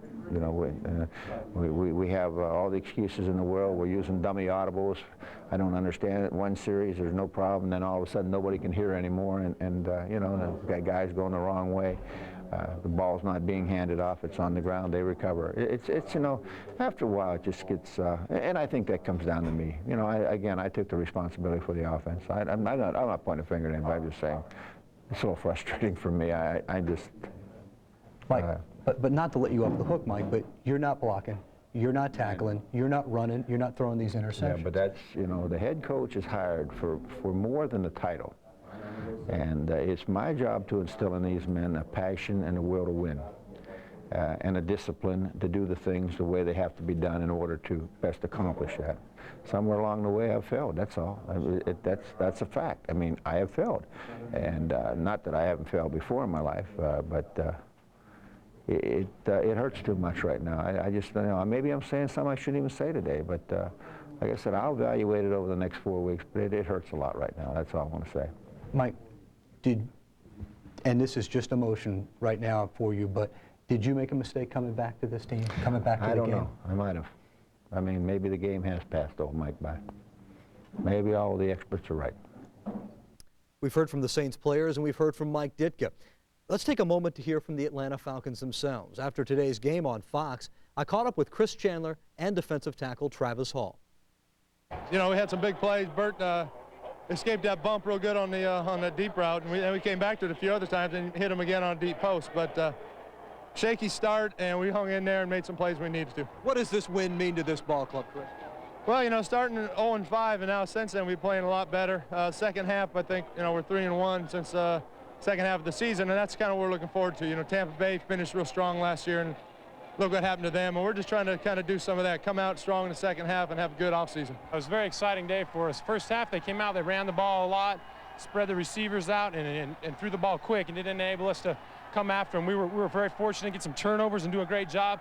And finally, towards the end of the game, our offense was converting on them, put us up, you know, 20-3, and then we were able to just come after the quarterback, and that's when they started falling into place. Now, there's still lots more ahead tonight on Ditka Review. When we return, we'll take a moment to recognize a few outstanding individual efforts by the Saints today. Then Steve Court will provide his analysis of the Saints team performance, so don't go away. Be there to cheer the Saints in Charlotte.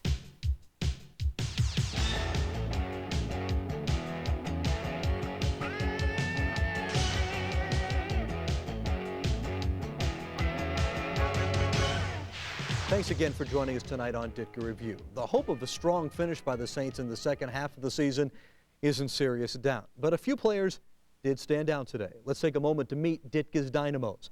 On offense, very few players made it, but wide receiver Eric Gulliford did have 4 catches. Not bad, considering he is the team's 3rd receiver. He ended up with 4 on the day for 40 yards. On defense, Brady Smith, the defensive end, stepped up with his best game as a pro. He had 2 of the Saints' 4 sacks, and he finished with 6 tackles.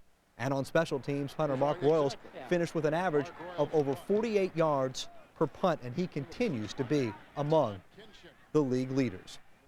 Joining us now is our analyst, as he does every week, former Saint Steve Court. And Steve, let's go back to Mike Ditka. Okay. You were there when I was talking to him. You heard his post-game press conference. He seems to me, and you give me your impression, like a beaten man right now. Well, he says he'll quit, Jimmy, but personally, I know that I'm very disgusted, and I know that that Mike Ditka is very disgusted with anything that has to do with quitting, especially before a job is done. And I think with 4 games left, that's the case it is right now. Mike Ditka's not going to quit. I got a feeling he's very emotional right now. He's feeling like, you know, he's a beaten man right now. His offense can't do anything. I just think that, at least I hope so. I hope he's not going to quit. I think he still has it, per se. And I think Mike Ditka is the complete dichotomy of quitting. I would hate to see a guy's NFL career, a Hall of Fame kind of guy, have an asterisk by his name that said something like, you know, Mike Ditka quit, and I don't think he's going to do it. He's got into it with some players. The other day he got into it with Clarence Jones. Can he still relate to these players? Can Mike Ditka still motivate these players? I think he can. I think you look in Webster's dictionary right now, and I think it's a thing where if you look under frustration, I think it's going to be a picture of Mike Ditka right there. I mean, no pun intended, but I think the guy has really had it. I think all this kind of stuff comes out. Winning cures everything, and the NFL is a game of big plays. These guys have not made it. Well, clearly they didn't today. Doug Nussmeier got the start. 3 interceptions, maybe 1 was a tip ball, but the bottom line, he did not produce in his first start either. They haven't had a quarterback to date. The continuity of the offensive line has not come together. They have not come together on offense at all, and it's very disappointing. It's a situation right now where they've had a lot of drop passes. They continue with the turnovers. There's been 7 turnovers today, 7 sacks today. I mean, it's ridiculous. You've got to have, though, a quarterback step up and make plays, and Doug just didn't do it today. He didn't do it. I mean, and one issue you can't really blame because he hasn't been there long enough to do it, but at the same time, they've got to go round and around and around. You've got this quarterback musical chairs thing going on. The Saints do not have a quarterback. And they also are having problems stepping up and making plays. Mike Ditka alluded to it in the interview. Falcons, they made the plays today. Their guys on offense made plays. This team, the Saints, did not. When you get the opportunity, Jimmy, especially on a turnover, especially deep in your end or something like that, you've got to get some points on it. The Saints have not produced any points. They've had so many drop balls. Randall Hill dropped a touchdown pass today. The other receiver, I think, was Tyrone Poole. I think he dropped another touchdown pass. Right, Keith Poole here. Keith Poole, not Tyrone Poole, am I talking about? But Keith Poole, he dropped the touchdown pass. They had several guys that had tipped balls that, were intercepted. Or you work hard to block, you work hard to get open, you work hard to throw the ball, and then when you don't. When you have a team and you've played on guys and you see your coach talking like possibly quitting, how do they rally over the next 4 weeks, though, Steve?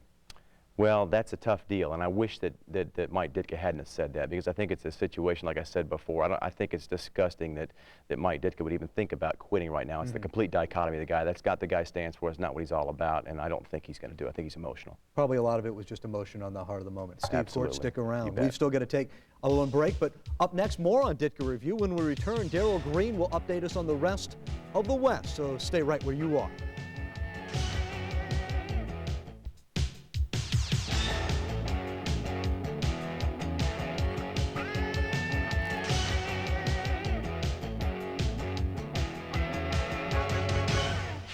Welcome back to tonight's edition of Ditka Review. The Saints' other NFC West rivals got to sleep in a little this morning. Our Darrell Green joins us now for his report on the rest of the West. Darrell? Thank you, Jim. Everybody else is playing for second place behind San Francisco right now, but don't think for 1 second that the 49ers are cruising their way through the rest of the season. Here's a look at the rest of the West for Week 13.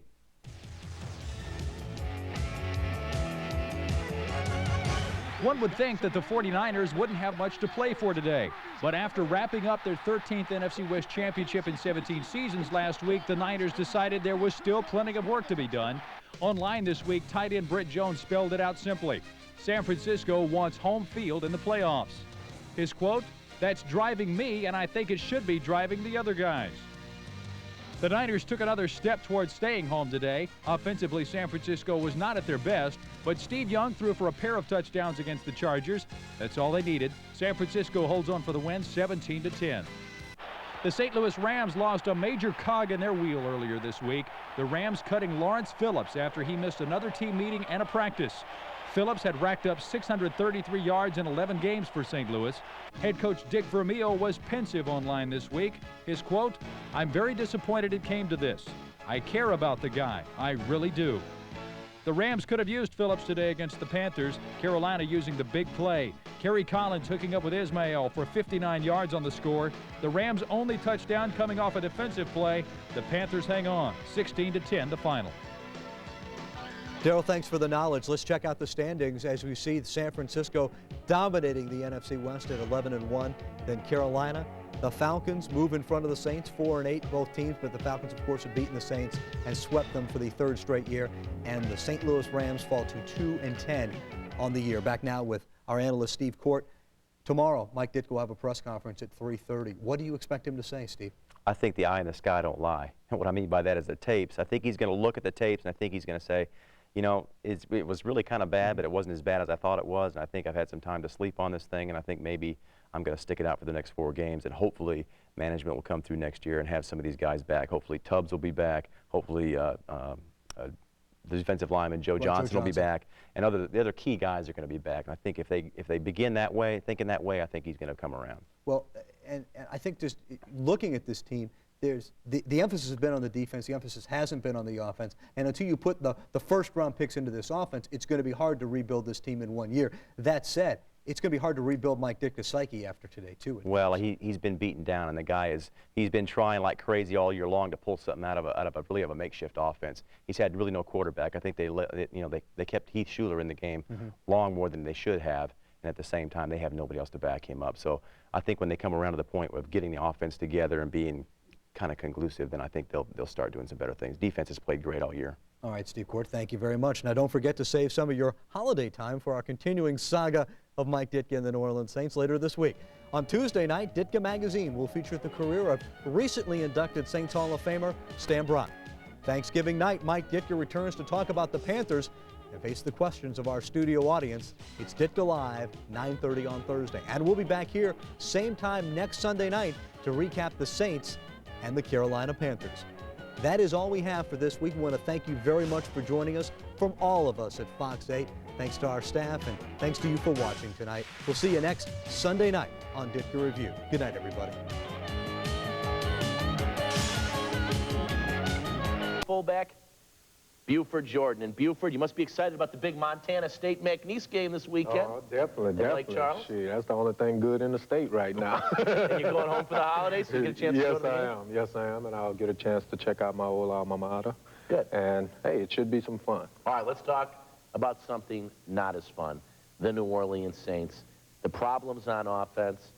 Why is it? Help me with this. Why is it they go out and get receivers like Randall Thrill Hill, Andre Hastings, who really had great careers in Washington, Phoenix, Miami, and Pittsburgh, and then they come here and really have a lackluster situation with the Saints?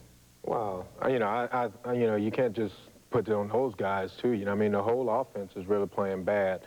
And, hey, that's how you get to move from team to team as free agents, when you perform well. And, you know, that's the way it is. And sometimes you get in a situation where you don't have the same success as you had before, so everybody thinks you're a failure. You know, hey, but this team is young and they're still fighting, and I think that's the big thing. It may not look like it to people, but I look at it, you know, a little bit closer and see these guys fighting, and all they got to do is keep plugging at it. I think, and this is my opinion, not to start no more mess. I thought you were going to say the problem was the quarterback. I set you up. We all know Randall Thrill Hill's terrific. Yeah, well, I think it is I don't think the offensive scheme they have fits the personnel. You know, they're trying to run a split back backfield, and I don't think you have the backs to do that. I think the backs that they have are more straight ahead, line them up in the eye, hey, and beat them. And then that would also help the offensive line much better, because it puts them with more straight ahead blocking than a lot of reach blocking that they're having to do, and pulling, because of, you know, the halfback sweeping, you know, and taking so long to develop with that type of scheme. I just don't think that we have the running backs for that system. I think they are the type of guys that Mike likes, that go straight ahead, but line them up in the eye and let them do that. It seems like the Saints running backs have more problems than other teams taking the handoff exchange from the quarterback. It happened to Ray Zellers last game, and I've seen it happen with Troy Davis, with Ray Zellers on another occasion. What's that all about? Is that because they've had so many different quarterbacks? Well, yeah, that could be part of the problem. You know, hey, look, I remember one time when we had went 7 games in a row, and all of a sudden we lost 4 or 5 in a row, you know, 4 in a row, and it was like, boom, we had the same problem, like we couldn't hold on to the ball. It's just when you're in a slump, it seemed like things always go bad, and I think that's what's really happening with this ball club. They're trying real hard to get out of it, and sometimes you get real anxious, and you do more messing up than you do good. You know, what they have to do is sit back and relax and let a lot of their natural ability take over, because you got to realize, hey, these guys are good athletes. They're just making a lot of bad mistakes that are costing them the game. What do you think about Ditka's comments so far this season? Saturday Night Live saying the team sucks, making fun of the offense on the radio, then threatening to quit after the last game. I mean, how does that motivate a team, always downing them like he does? Do you think he'd be better off maybe supporting them a little bit more? Well, I think, you know, it's like, hey, the man said he says what he says. I took the I suck thing, you know, we suck thing. Hey, it was a comedy skit, you know, and it was comedy. So he, you know, he played along with it. Now, the thing about with him quitting, you know, I didn't really hear the other stuff about the offense side, but about with him quitting, that kind of threw me back. At first, I thought it was maybe a way to try to motivate the guys, thinking that he's doing that. I thought it might have been Jim Mora. Yeah, well, you know, and that was another effect I had. You know, how could somebody, you know, we just had a guy quit on us in the middle of last season. We just hired this guy, you know, and all of a sudden he's saying, I quit, you know, to us. You know, my thing is, hey, you knew this job coming in. The first year was going to be a rough one, you know, and I mean, it is. And it's showing, you know. The thing is I think it should have been anticipated, and that's what shocked me more when he said about quitting, because it's all building up. Did it shock you more than my comments to Winfred Tubbs, the guest earlier? Buford has a rebuttal. He had a problem with what I said about Sam Mills? Well, I did. You know, I thought you made it like Sam left his team, New Orleans and all that, just because of the money. But when it gets down to it, it was more than that, because you know, Sam is a loyal person, and I think he would have been loyal to Mora no matter what the money was. I think it was some kind of thing between that happened. Indeed, you probably are correct. That's why I can't even carry this man's duffel bag. Buford Jordan, thanks for being our guest on Sports Page. You'll want to stay here in the studio because it's Ditka Review.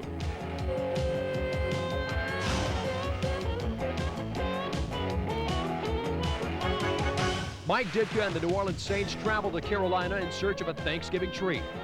Throughout the game, the Saints stop key Carolina drives as the defense feasts on a pair of Panther quarterbacks.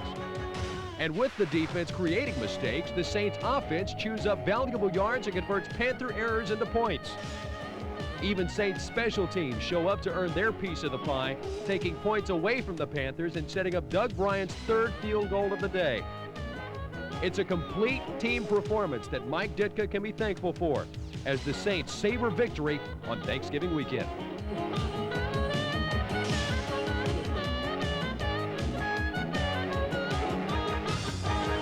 All right, good evening, everyone. Welcome to tonight's edition of Ditka Review. It has taken 14 weeks for the Saints to finally play that Mike Ditka game. Tough D, good running game, and slugging out the close one. In the next half hour, we'll break it all down for you. We'll sit down one-on-one with the man himself. Saints head coach Mike Ditka joins us for our exclusive post-game conversation. Later, we'll recognize Ditka's Dynamos, the key players in today's victory. Plus, former Saints Steve Court will join us with his analysis of today's overall performance by the Saints. And Darrell Green is here to report on another exciting games in the rest of the NFC West. Let's get started. From day one, Mike Ditka promised fans a team that this city could be proud of. They should be today. This game exemplified what this coach is all about. Knockout shots and mud-covered uniforms. This was definitely a win to build on. And our Joe Trahan joins us now. And Joe, 3 wins in the last 4 weeks. Not a bad finish so far for this Mike Ditka team. You're right, Jim. And today, not only did they make their own breaks, but the Saints didn't let their mistakes break them. A week ago, this Saints team hit a low when Mike Ditka threatened to quit. The Saints were down, but by no means out. I get knocked down, but I get up again. You're never gonna keep me down. I get knocked down, but I get up again. The Saints get up off the mat and get down and dirty with Carolina. This was fun, though. This was football. Natural grass outside. If we get down to put some grass in the dome, we work. The defense gets it going when Anthony Newman picks off Kerry Collins inside the red zone. The Saints convert the turnover when Doug Bryan nails this 50-yarder for the game's first points. Ensuing possession, Mark Fields rocks Fred Lane. He coughs it up, and Winfred Tubbs recovers at the Panther 41. 2 plays later, Ray Zellers, around right in, blows up Eric Davis and bulls into the zone to make it 10-zip. It was a slant to the outside. You know, I came around a corner, had a chance to look at the DB in the eye, which is me and him, and I just was like, I wasn't going to be denied, and I was able to, get up on him a little bit, throw him to the side, and, fall back inside and run in for the touchdown.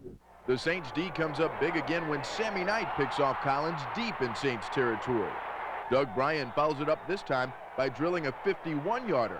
The Saints playing takeaway instead of the opposite to lead 13-3 at the break.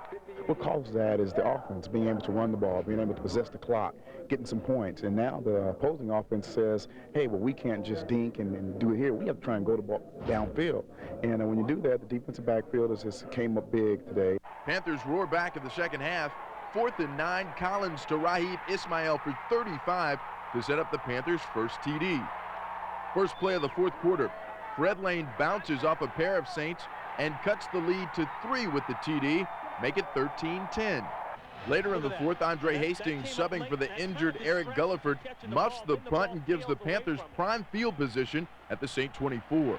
But the defense forces Carolina to settle for a John Casey 31-yarder to tie it up at 13. Then after the Saints D holds again, Ray Zellers rumbles for 27 of 36 yards on the drive that sets up the game winner. Doug Bryan from 45 for the victory. Nothing but net.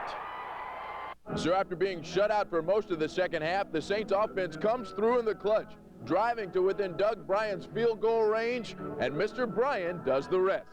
It's exciting. I mean, anytime a kicker gets a chance to go out there at the last minute and hit a kick, to be able to help this team win. They kind of helped me when I was down a couple years back, so it's nice to come through and help the coach and help the team win. Billy Joe Hobart finishes 14 of 30 for 190 yards in his first win as a starter in the NFL, also his first in the black and gold. This from a guy who was out of the league 2 weeks ago. That's like suicidal and then giving everybody flowers, It's a big swing for me because I wasn't sure if I was ever going to play football again or even if I wanted to. I think all in all, just getting my first victory is a confidence booster. I mean, realizing that, oh my God, I can win a game in the NFL. I get knocked down, but I get up again. You're never gonna keep me down. I get knocked down. I get knocked down. This was a consummate team victory. The offensive line, no sacks. The offense scores points after turnovers, and at the end of the game, the defense holds, the special team forces a bad punt, and the offense drives it in for the winning kick.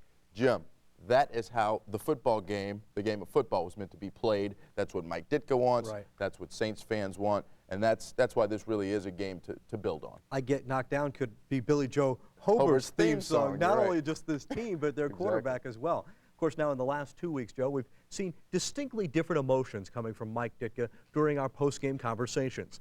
It was a very natural high after the Saints win against Seattle, the lowest of lows after last week's loss to Atlanta. After the week that Mike Ditka's had between the Sunday loss and today's win, the question was just how emotional would the coach be tonight? Mike, congratulations. First win in 15 tries against the NFC West. Kind of a breakthrough game for this club today. Must be our lucky number. The guys played hard. That's all I care about. I don't care about the past. I don't care what's happened.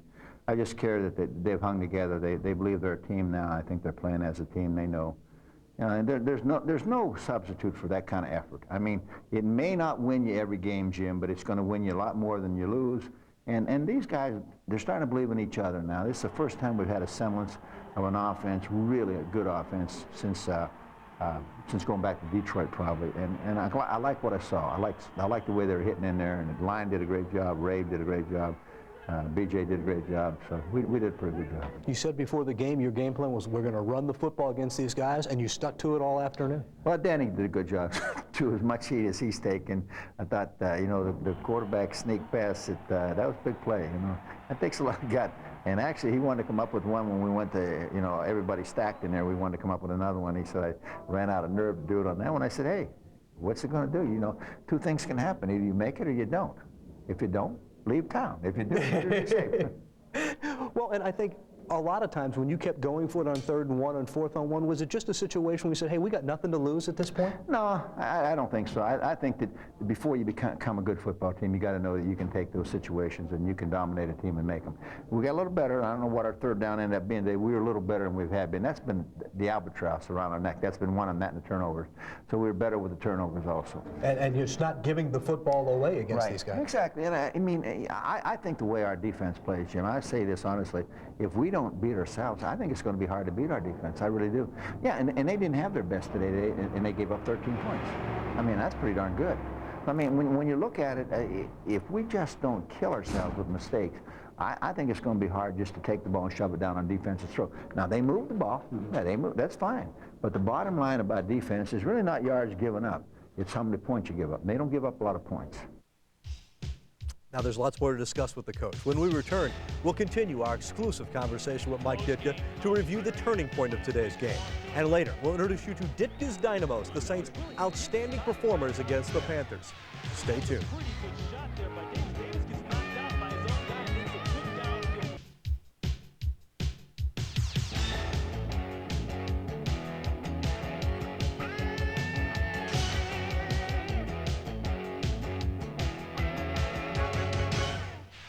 Welcome back to tonight's edition of Ditka Review. Needless to say, today's win by the Saints was not secured until the final seconds had ticked off the clock. Let's continue our conversation now with Mike Ditka. Time for the Tamba turning point, and Mike, end of the game really was the key to this one. I guess so. I mean, when you look at it, the turning point is when the ball goes through the uprights, that's a turning point. But I think there was some good. I mean, after we muffed the punt, Andre, you know, that was a tough play. He muffed the punt. Our defense kept him out of the end zone. That was big. That was big, and it was. Now, when we get the ball back, that's important that we move the ball back out of there, and we did. There were a lot of plays, but you know, you can go through the whole game. There were a lot of turning points in this, but still, when the ball goes through the uprights, when I got Doug Bryan kicking the game-winning field goal, I like that. He is a special kicker for this team.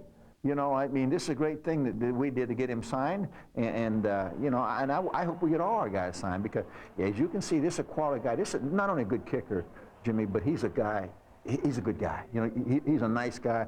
He's a classy guy. He's got great character. He does a lot of things in the community. Those are the kind of people you want on the Saints. Did you find yourself a quarterback today, maybe? You guys watch him. He's pretty interesting. I mean, they didn't sack him, and he's. You love him out there. I mean, he's like Machine Gun Kelly, man. He's ready to go. He's a lot like you, and I guess that's not a bad thing for. No, don't put him in that category. He's a lot like McMahon, I'll tell you that. Well, that's about as high a compliment for you, I would assume, as you can throw out. He only won us a Super Bowl. That's all I remember. What was the key for his performance today? Because he only had a week to prepare for this game. Well, first of all, he knows what he's doing, and he studies, and he knows what he's doing. He's alert to the situation. We talked about if you got a bad play, fine. It's a bad play. Don't make the bad play a terrible play. But what he did so well was scrambling away from those people, moving out of the pocket. Made some great plays on the move. Even when he didn't, he got rid of the ball, which is something we haven't been doing. We've been ending up taking that sack or getting grounding. Now, the one grounding, Paul, he had no choice on it. They came off of both corners, and he couldn't get out of the pocket to throw that one away. But you saw how quick he got rid of it. It was out of there. So that's the thing I was happiest with him. And the other overall control of the offense, he knows the offense right now. And there's nothing, we're not kidding anybody, Jim. Where are we going? We just got to get better at what we're doing instead of worry about doing 20 more things. After the last week, are you happy with the way this club responded? Well, I told the club, I said, you know, I told you 2 weeks ago that you were a team. You became a team over the last 2 weeks against Oakland and against Seattle. I said, maybe I was the one that forgot it last week. But I said, you are a team. I said, you're a good team. And you can become a great team in this league if you keep playing the way you're playing. Don't let anybody get you off track. Don't worry what people say. No, it doesn't have to be pretty, Jimmy. It doesn't have to be pretty. Eventually, it's going to come together. You know, there's a lot of teams that won Super Bowls and they didn't have the supposedly great quarterback. You know, just they have a good quarterback, gets the job done, you can win the Super Bowl. Now, there's a lot that won it with great quarterbacks, too. So we'll just see what happens. All right, we've only reached the midpoint of tonight's review of the Saints. When we return, we'll recognize Ditka Dynamos for their individual performances for this club. And then former Saint Steve Court provides us with his insight into today's win against the Panthers. Be there to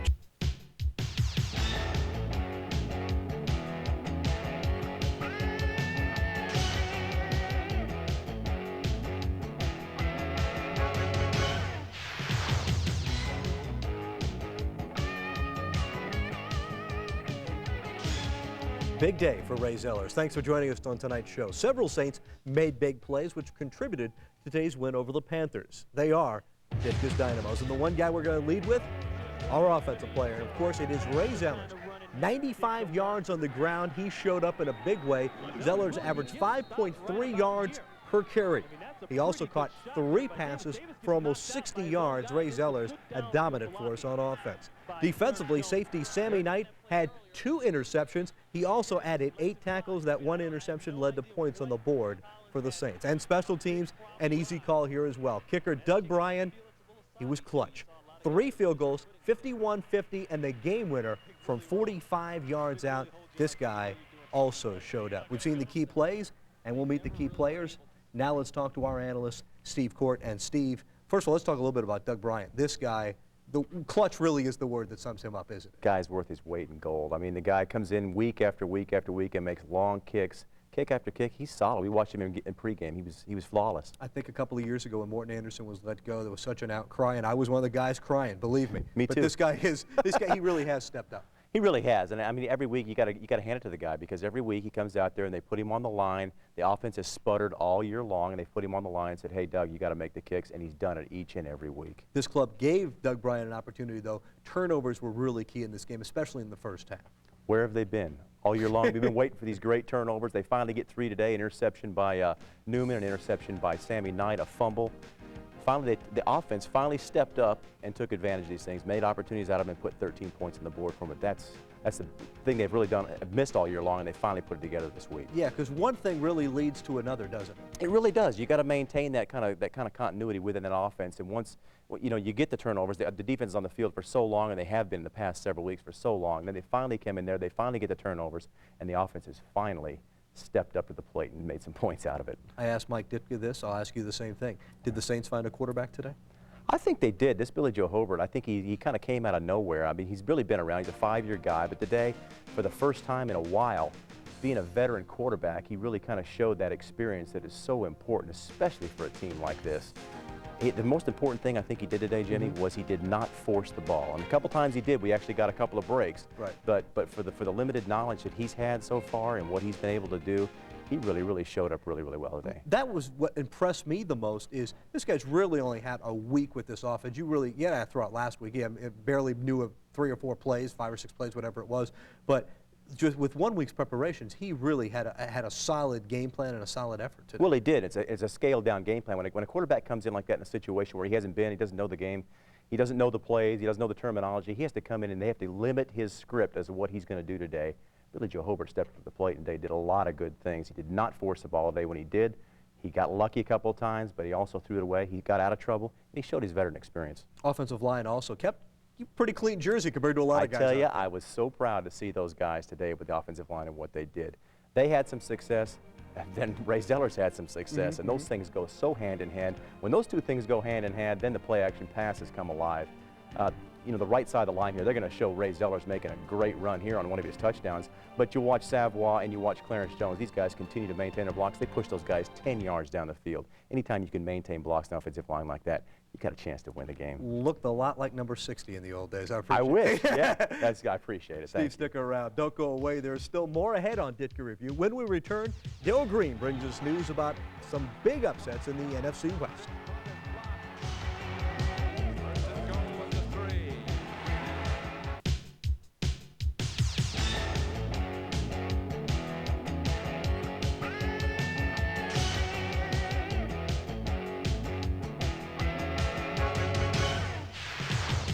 Welcome back to Ditka Review. Of course, now while the Saints and the Panthers were pairing off, there are a lot of other action going on around the rest of the West. And here's our Darrell Green to report on those games. Darrell?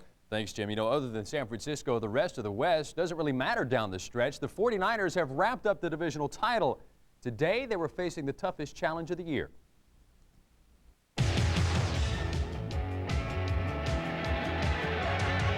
Matchup of the day had the 49ers taking on the Chiefs in Kansas City. Both of these teams looking for the home field in the playoffs, and every win counts down the stretch. Steve Young getting stretched today, takes the shot in the back.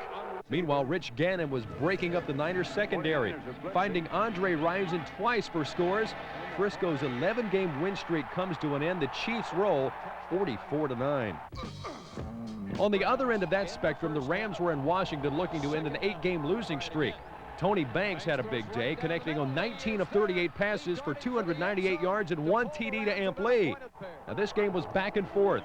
Former USL star Brian Mitchell of the Redskins tying things up at 20, but the Rams pull it all together in overtime. The field goal, the deciding points. 23-20, Rams get their 3rd win of the season. Battle of the Birds in Seattle. Atlanta taking on the Seahawks, looking for their 3rd straight win. The Falcons jump out to a 17-0 lead behind the arm of Chris Chandler. Chandler good for 240 yards and a touchdown. But the star of the day, rookie Byron Hanspard. He runs a kickoff back 93 yards for the deciding points. Atlanta gets their win, 24-17. Hanspard with the run. That was huge. Here's how they break out in the rest of the West. San Francisco again at 11-2, followed by the Panthers. And look at the Saints moving up into a tie with the Falcons, who've run 3 in a row now. Both those teams at 5-8. Steve Court back with us again. And Steve, first of all, 3 weeks to go in this season. How do you foresee these last 3 weeks for the New Orleans Saints? First thing I think they got to keep in mind, Jimmy, is the thing they have to concentrate on is not putting too much emphasis on Billy Joe Hobart and what he has to learn so far. He did a great job today with what he did and what he learned today and what he had to work with. If they throw too much at him, he'll be confused. But they have a good chance to win some games. Defense keeps playing like they are, Jimmy. They got a great chance. They stay in every game. That's the most important thing, it seems to me. Like that is. Teams don't go a long way. If this team doesn't beat themselves, at least in my mind, this team has a chance to win most of the games they play just because this defense is so good right now. Jimmy, they've been shooting themselves in the foot all year long. Today was a great example of them not shooting themselves in the foot. They stepped up to the plate on offense and defense, got the opportunities with the turnovers and made some great things happen. If they continue to do that for the next 3 weeks, they got a good chance of really, really making a great run of it.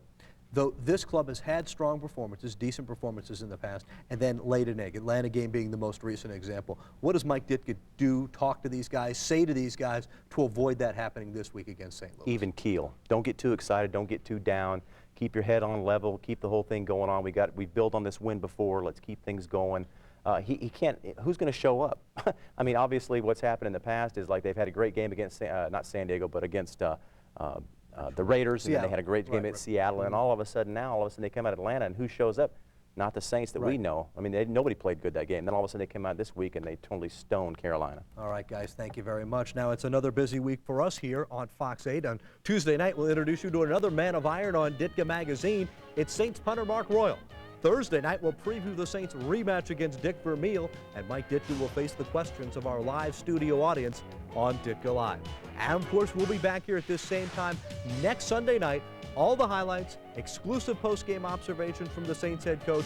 It's right here on Ditka Review. From all of us at Fox 8, thanks for watching. We'll see you next Sunday night, everybody.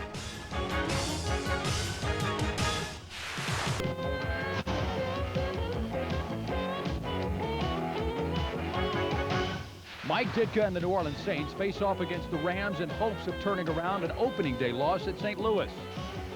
Early in the game, it's the Saints who create momentum as the defense turns fumbles into points. But it's Saints fumbles that let the Rams right back into the game, knotting the score at halftime. The Saints' second-half defense creates field position and gives the offense a short field to post 2 quick touchdowns. But the Rams turn the tables in the final quarter and capitalize on lapses by special teams, mistakes by the secondary, and turnovers on offense. The Saints let one get away.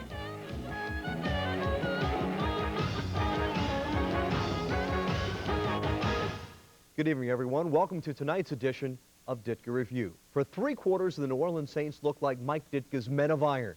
In the fourth quarter, they rusted. A 27-13 lead disappeared in less than 8 minutes. This is definitely one that got away. Now, we've got lots to show you, both good and bad, about this performance today. Along with our game highlights, Mike Ditka will give us his exclusive evaluation of the Saints' performance, and then we'll spotlight Ditka's Dynamos in recognition of their individual efforts. Later, former Saints Steve Court will provide us with his analysis of the Saints' performance. And finally, Darrell Green previews a big game for NFC West rival San Francisco and the rest of the West. Let's get started.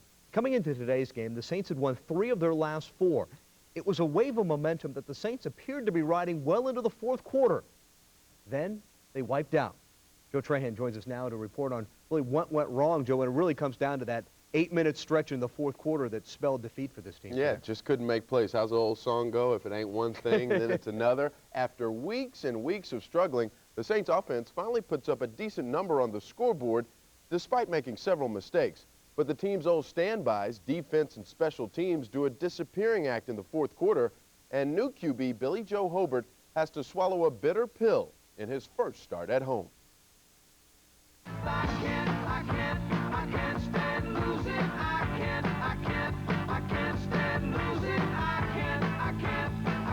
It's the worst feeling in the world. I'd rather chop off my frickin' leg than throw away a game like that.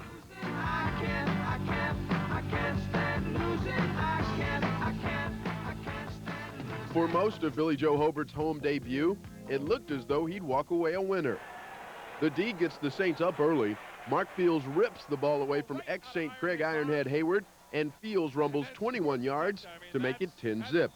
Second quarter now, Rams get within 3 when Tony Banks hits tight end Ernie Conwell for the 3-yard TD. Pick it up in the third quarter, all tied at 13. The Saints were 0 for 7 on third down until Hobert throws a strike to Andre Hastings for the 30-yard touchdown. We had just a straight go route. I ran it to DB, went by him, and Billy Joe laid it out perfect. After another long hookup with Hastings, Hobert finds a wide-open Irv Smith off the play-action fake, and the Saints led 27-13 with 11 minutes left. After a long Ram kickoff return, Banks goes deep to Eddie Kinnison, and Eric Allen gets called for the pass interference that would set up a Ram touchdown. Kinnison again, after the Saints go 3 and out, he takes the punt and goes 43 yards to give St. Louis more good field position. Then Banks rolls to the left and threads the needle to Isaac Bruce past a helpless Eric Allen. The 14-point lead gone in less than 6 minutes. Isaac ran it out and seeing that he was had some more room, so he took it up. And I tried to kind of look at the ball over my head and trying to get a tip, but he made a good catch. Tied at 27, Hobert trying to lead his team to the go-ahead score. Instead, it's an ill-advised throw picked off by Todd Light, setting up the Rams deep in Saint territory again. There was a little bit of pressure coming from the right side. I tried to run around it, but DeMarco Farr, for a short little squatty guy, he can move pretty good, and he got grabbed onto me, and he made a good play. Banks seals the deal with the second TD of the day to Bruce, Banks' 3rd overall, and the Saints find another way to lose. In most of the Saints' losses this season, it has been the offense that hasn't held up its end of the bargain. But today, after gaining a 14-point lead, the offense, defense, and special teams all play a part in the Saints losing again. That's the one thing that I'm more disappointed about is usually this defense has held its own the last 6-7 weeks. And today, we had a lead, and we couldn't hold it. We got a little bit too comfortable. You know, at 14 points, as strong as his defense is, I think the offense, we let down a little bit. We can't put the defense in that position.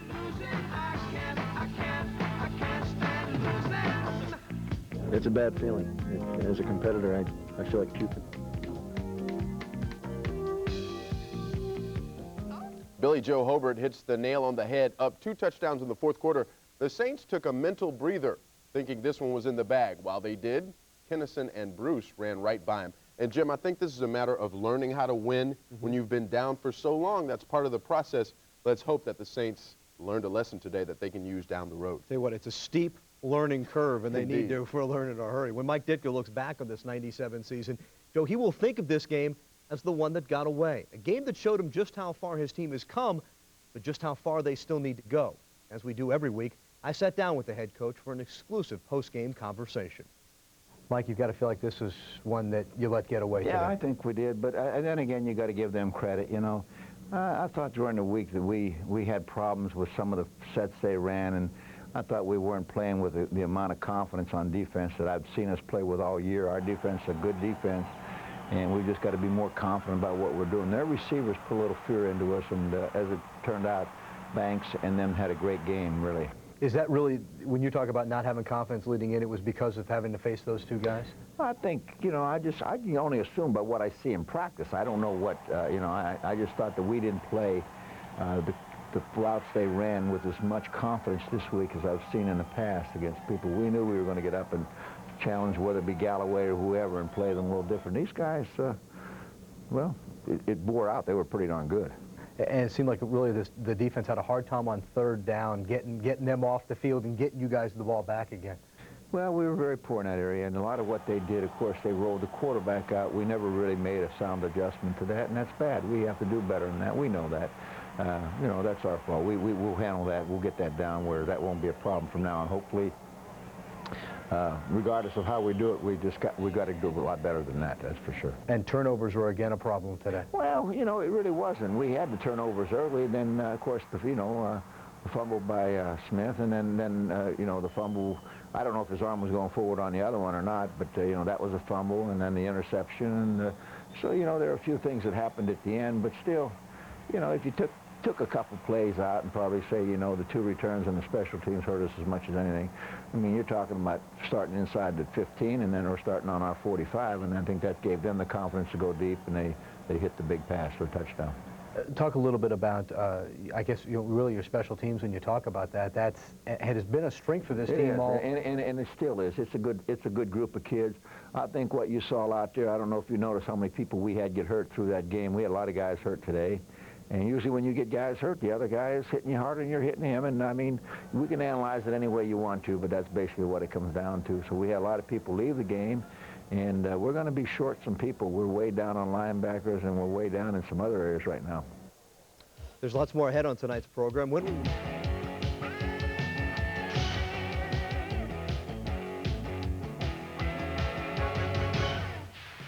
Welcome back to the show. We continue our conversation with Saints head coach Mike Ditka, who watched his special teams give up a pair of crucial long returns in the fourth quarter. Time now for the Tamba turning point, and Mike, really special teams. Those 2 returns in the fourth quarter really kind of set the tone for their comeback. Yeah, I think that's probably, you could say that. Again, I still believe the criteria of measuring a defense is not if you don't give up points, and our defense has done that so well this year, and then today we kind of fell down on that in that area. I think that bothers me a little bit that we gave up the points regardless of where they got started with the ball. You know, if we hold them to 3 in those 2 situations, we still win the game, and I think that's what we've got to be able to do. So you know, we won a lot of games. You know, we won some games this year as a team. We lost this one as a team, really. I mean, the offense, defense, and special teams all had their part in losing this game, and so, you know, it just sometimes you have those days.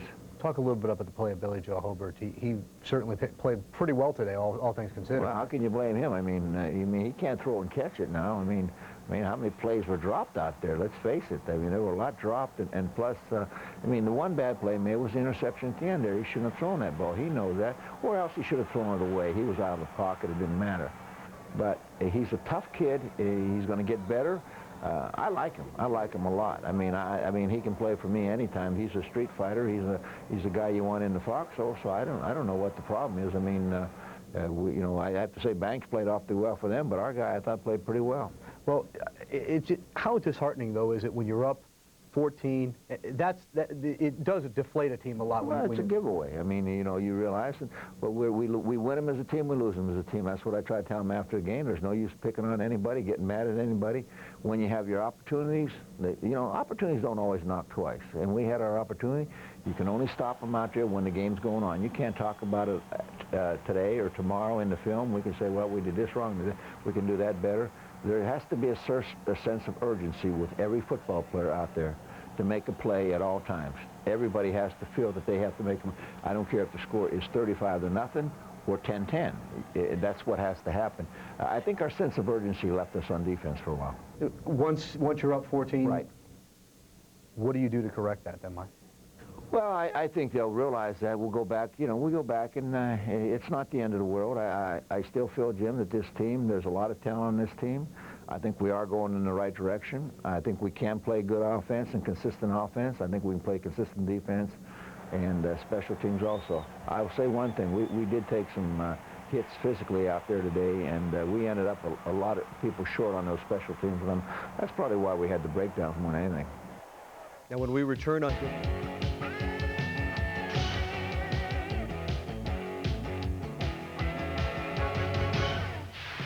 Thanks for joining us tonight on Ditka Review. Time now to take a moment to recognize some outstanding performances by individual Saints today. Let's meet Ditka's Dynamos. And we start with offense. Got to go to Andre Hastings. The Saints wide receiver had his best day as a New Orleans Saint. 6 catches, 120 yards, and this one touchdown right here. Andre Hastings certainly showed up. On defense, Wayne Martin gets the nod. A 60-minute man. 9 tackles, 1 sack. He now has 9.5 sacks on the year. Watch him on this screen pass. Doesn't give up.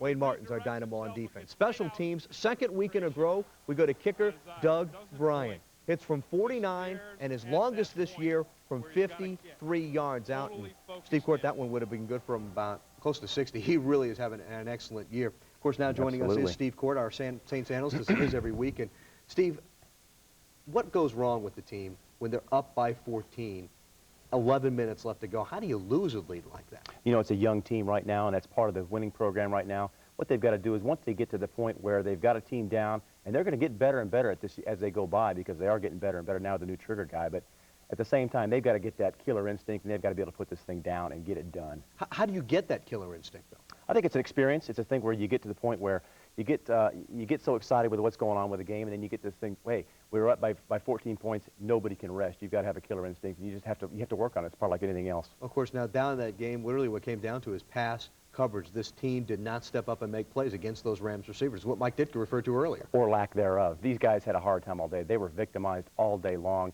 Eric Allen had a tough day against Isaac Bruce here. The combination of he and Tony Banks, they really hurt him. The Saints' defensive line put good pressure on them all day long, but at the same time, these guys were too hot today, and at the same time, they got way off. They took way too much, they gave them way too much cushion, and I think they got victimized by it. Well, when you hear a Mike Ditka say, hey, their confidence wasn't even good in practice, that doesn't bode well for a game, does it? No, I think what happens, they had a hard time with a scheme, and I think anytime you have a hard time with a scheme, even in practice, and you can't pick it up, then the confidence falls down during the week, and you don't have the opportunity to make that up come Sunday, especially when these guys are on like they were today. The other thing they did was an old Hank Stram standard, that rolling pocket, getting that quarterback outside from that pressure. Well, Jimmy, it really is. You know, the reason they do that is because they want to get away. They know the Saints defensive line is tough.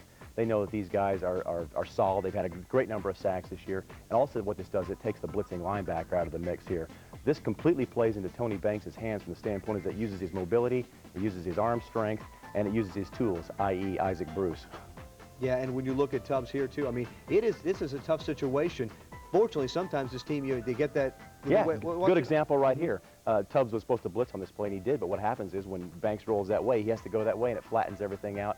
This guy makes a perfect throw, and there you go. So he gets burned again. People who watch that game today, they're going to look at it and say Eric Allen was burned repeatedly. True, or is that just because of Banks, or how do you view that? Well, I think he bit a little bit. A lot of times, I think what happened is Eric bit a little bit sometimes on some of the out patterns, and when he did, then you got a guy that's of caliber of Isaac Bruce going up and over top with you, and you got at the same time a guy like Banks who's able to throw that ball as well as he is on a rolling pocket with no pressure. Then you're in for a long afternoon. Well, not only did Banks play pretty well, but Hobert also played pretty well for this team, too. I'm excited about this guy. I mean, this guy, I think for the first time in a long time, at least this year, the Saints have been, on the offense, have been basically a rudderless ship. This guy has come in. He's basically taken control of the whole offense.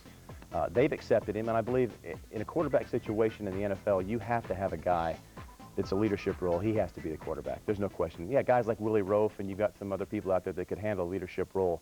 But at the same time, when you've got a guy like Billy Joe stepping up, he's the guy that he has to be your leader. Well, it's one thing Mike Ditka talked about at the beginning of the year. There were no fiery guys in this locker room. Billy Joe Hobert is a fiery guy. He's got the confidence, he's got the swagger, he's got the attitude, he's got everything you want as a quarterback. And I think that when you look back at what he's done in the past from a standpoint of he didn't get a chance to do what he was supposed to do in Oakland, the team that drafted him, and I think he's a lot better than Collins is at Buffalo, team he just got released from. So this has been a great acquisition for the Saints. All right, Steve, stick around. Coming up, all...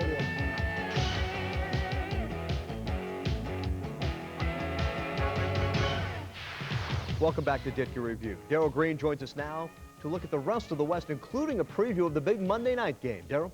You got it, Jim. Now, all eyes in this division are still on the 49ers. They've guaranteed themselves a playoff spot and even a first-week bye. Now they're hoping an old friend can make it back in time to join them for the playoff run. Here's a look at the rest of the West for Week 15.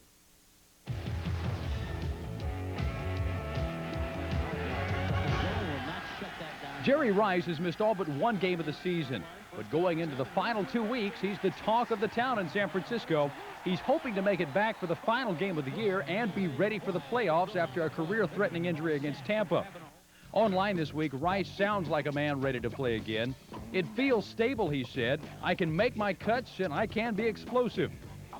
The Niners still looking to lock down home field advantage for the playoffs, taking on the Vikings today.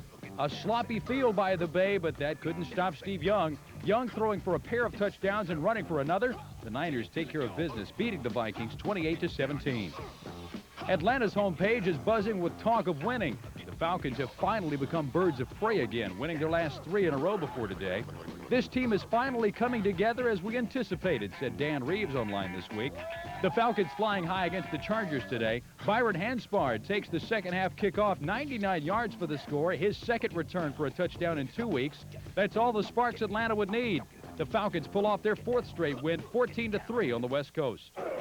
The Carolina Panthers will be coming off their loss to the Saints last weekend, hoping to turn things around tomorrow night. They take on the Dallas Cowboys for the first time ever in the regular season. Of course, last time the Carolina Panthers and the Cowboys faced off was in the playoffs last year, 26-17 Carolina. Here's how they stack up in the rest of the West for Week 15. Atlanta and San Francisco, or excuse me, San Francisco still on top, followed by Carolina, Atlanta, New Orleans, and the Rams. They win today at 4-10. All right, Steve Court, got a few seconds left. This is a team, the Saints, who have lost some games and come back and played pretty well in the next week. This is a different situation, though. This is a game that they had and let go. How does Mike Ditka get these troops back for Arizona? Yeah, it's going to be a true test for these guys because for the first time in a long time, the defense has always been the strong part of this team as well as the special teams. And today, those facets of the game were not strong for the Saints, and the Rams kind of victimized them for it. So what I think Ditka's got to do is make them guys realize that these guys are a young team. They're emotional, and it's going to be a thing where he's going to have to just get them all together and say, hey, look, we got to build this thing together. We got to get this confidence going, and we got to put them down. We get a chance. Jake Plummer threw 4 touchdown passes. It's going to be another passing game they're going to have to meet. And there's no gift in the league at all this year. I mean, everybody's got a situation where every team they play is going to be a good game. All right, Steve Court, thank you very much. Darrell Green, thank you. Don't forget our coverage of the New Orleans Saints continues all next week. On Tuesday night, it's Ditka Magazine takes us back win to the strike years. On Thursday night, Mike Ditka returns to face questions from our live studio audience about those Cardinals. And next Sunday, we'll be back here, same time. Highlights, player reaction, and Mike Ditka's comments after that Cardinals game. That wraps it up for us right here on Ditka Review. We thank you very much for watching, and we'll see you next Sunday night right here on Ditka Review.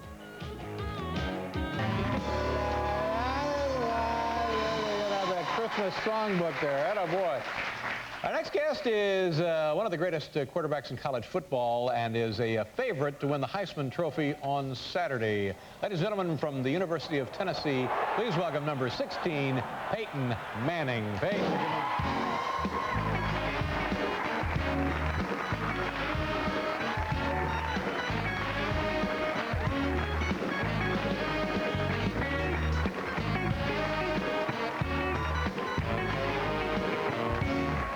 Sure. How you doing? Doing well. How come you're not in school? College student? You shouldn't be in school about now? I'm missing a few classes. I graduated in May, though, so I'm taking grad school. I got a little more free time. Now, explain to me and to other people how this happens. You graduated, but yet you get to come back and play more football. How does a deal like that work? Well, I graduated in 3 years. I didn't set out to do that, but you're just took a lot of classes. I guess so. But just, I was in a rush I was playing football early, and I was taking a lot of classes, and it was such a rush my first 3 years. So I wanted to slow things down and come back and join my senior year, just like your great senior year at Ball State. I heard you that. That's right. I could have turned pro, but I went back to finish up my college before I broke into broadcasting. But I'm sure that wasn't an easy decision for you, was it? It was a tough decision. Because now it's all about money. It's all let's get out and play and make the millions now because, you know, you don't know what could happen in that final year. Right, that's kind of the norm now. People take the money and go pro. But just growing up around college football, I always loved the game, and my dad loved to play. He just taught me to play the game for the love of the game, and that's really what I do. I like to play the game, and I want to come back and play another year of college football. Well, good for you. Good for you. And it's a nice thing. It's a great experience, and like you say, no point in rushing right through it. That's the best time of your life, really. That's right. Yeah. I still want to play pro football. I want to have the same experience, but college has been so much fun to me. Where will you end up in the NFL, do you think? Does it work that like the Indianapolis Colts might have a shot at drafting you? Well, I still don't know where I'll be picked for sure. I mean, people are talking about the first round, but I've still no guarantee. So whatever team takes me, I'll just go from there. Right, but absolutely, what teams are you hoping don't pick you? When you go to bed at night and you're saying that little prayer, oh God, please don't let it be Buffalo. Please don't let it be Buffalo. Where don't you want to go? Well, I guess if I could stay in the South, that'd be nice. Be good? I lived there for 21 years, so that'd be fun. What was it like as a kid? You got a big family. You got like 2 or 3 brothers, something like that? 2 brothers. 2 brothers. What was it like for you kids having Dad Archie Manning, a legend in football in the South? Well, it was a fun way to grow up. Got to meet a lot of people, and that's why I love college football so much, because he had such a good experience in college football. But it was tough with the Saints. He got beat up a lot. He was real sore after games. I remember him coming home, and he used to challenge my older brother Cooper and I to who could give the best massage. He was so sore after games. I'd give one for 30 minutes, and Cooper would give one for 30 minutes. He'd say, better have a playoff so you can win here. And the whole time he was just trying to get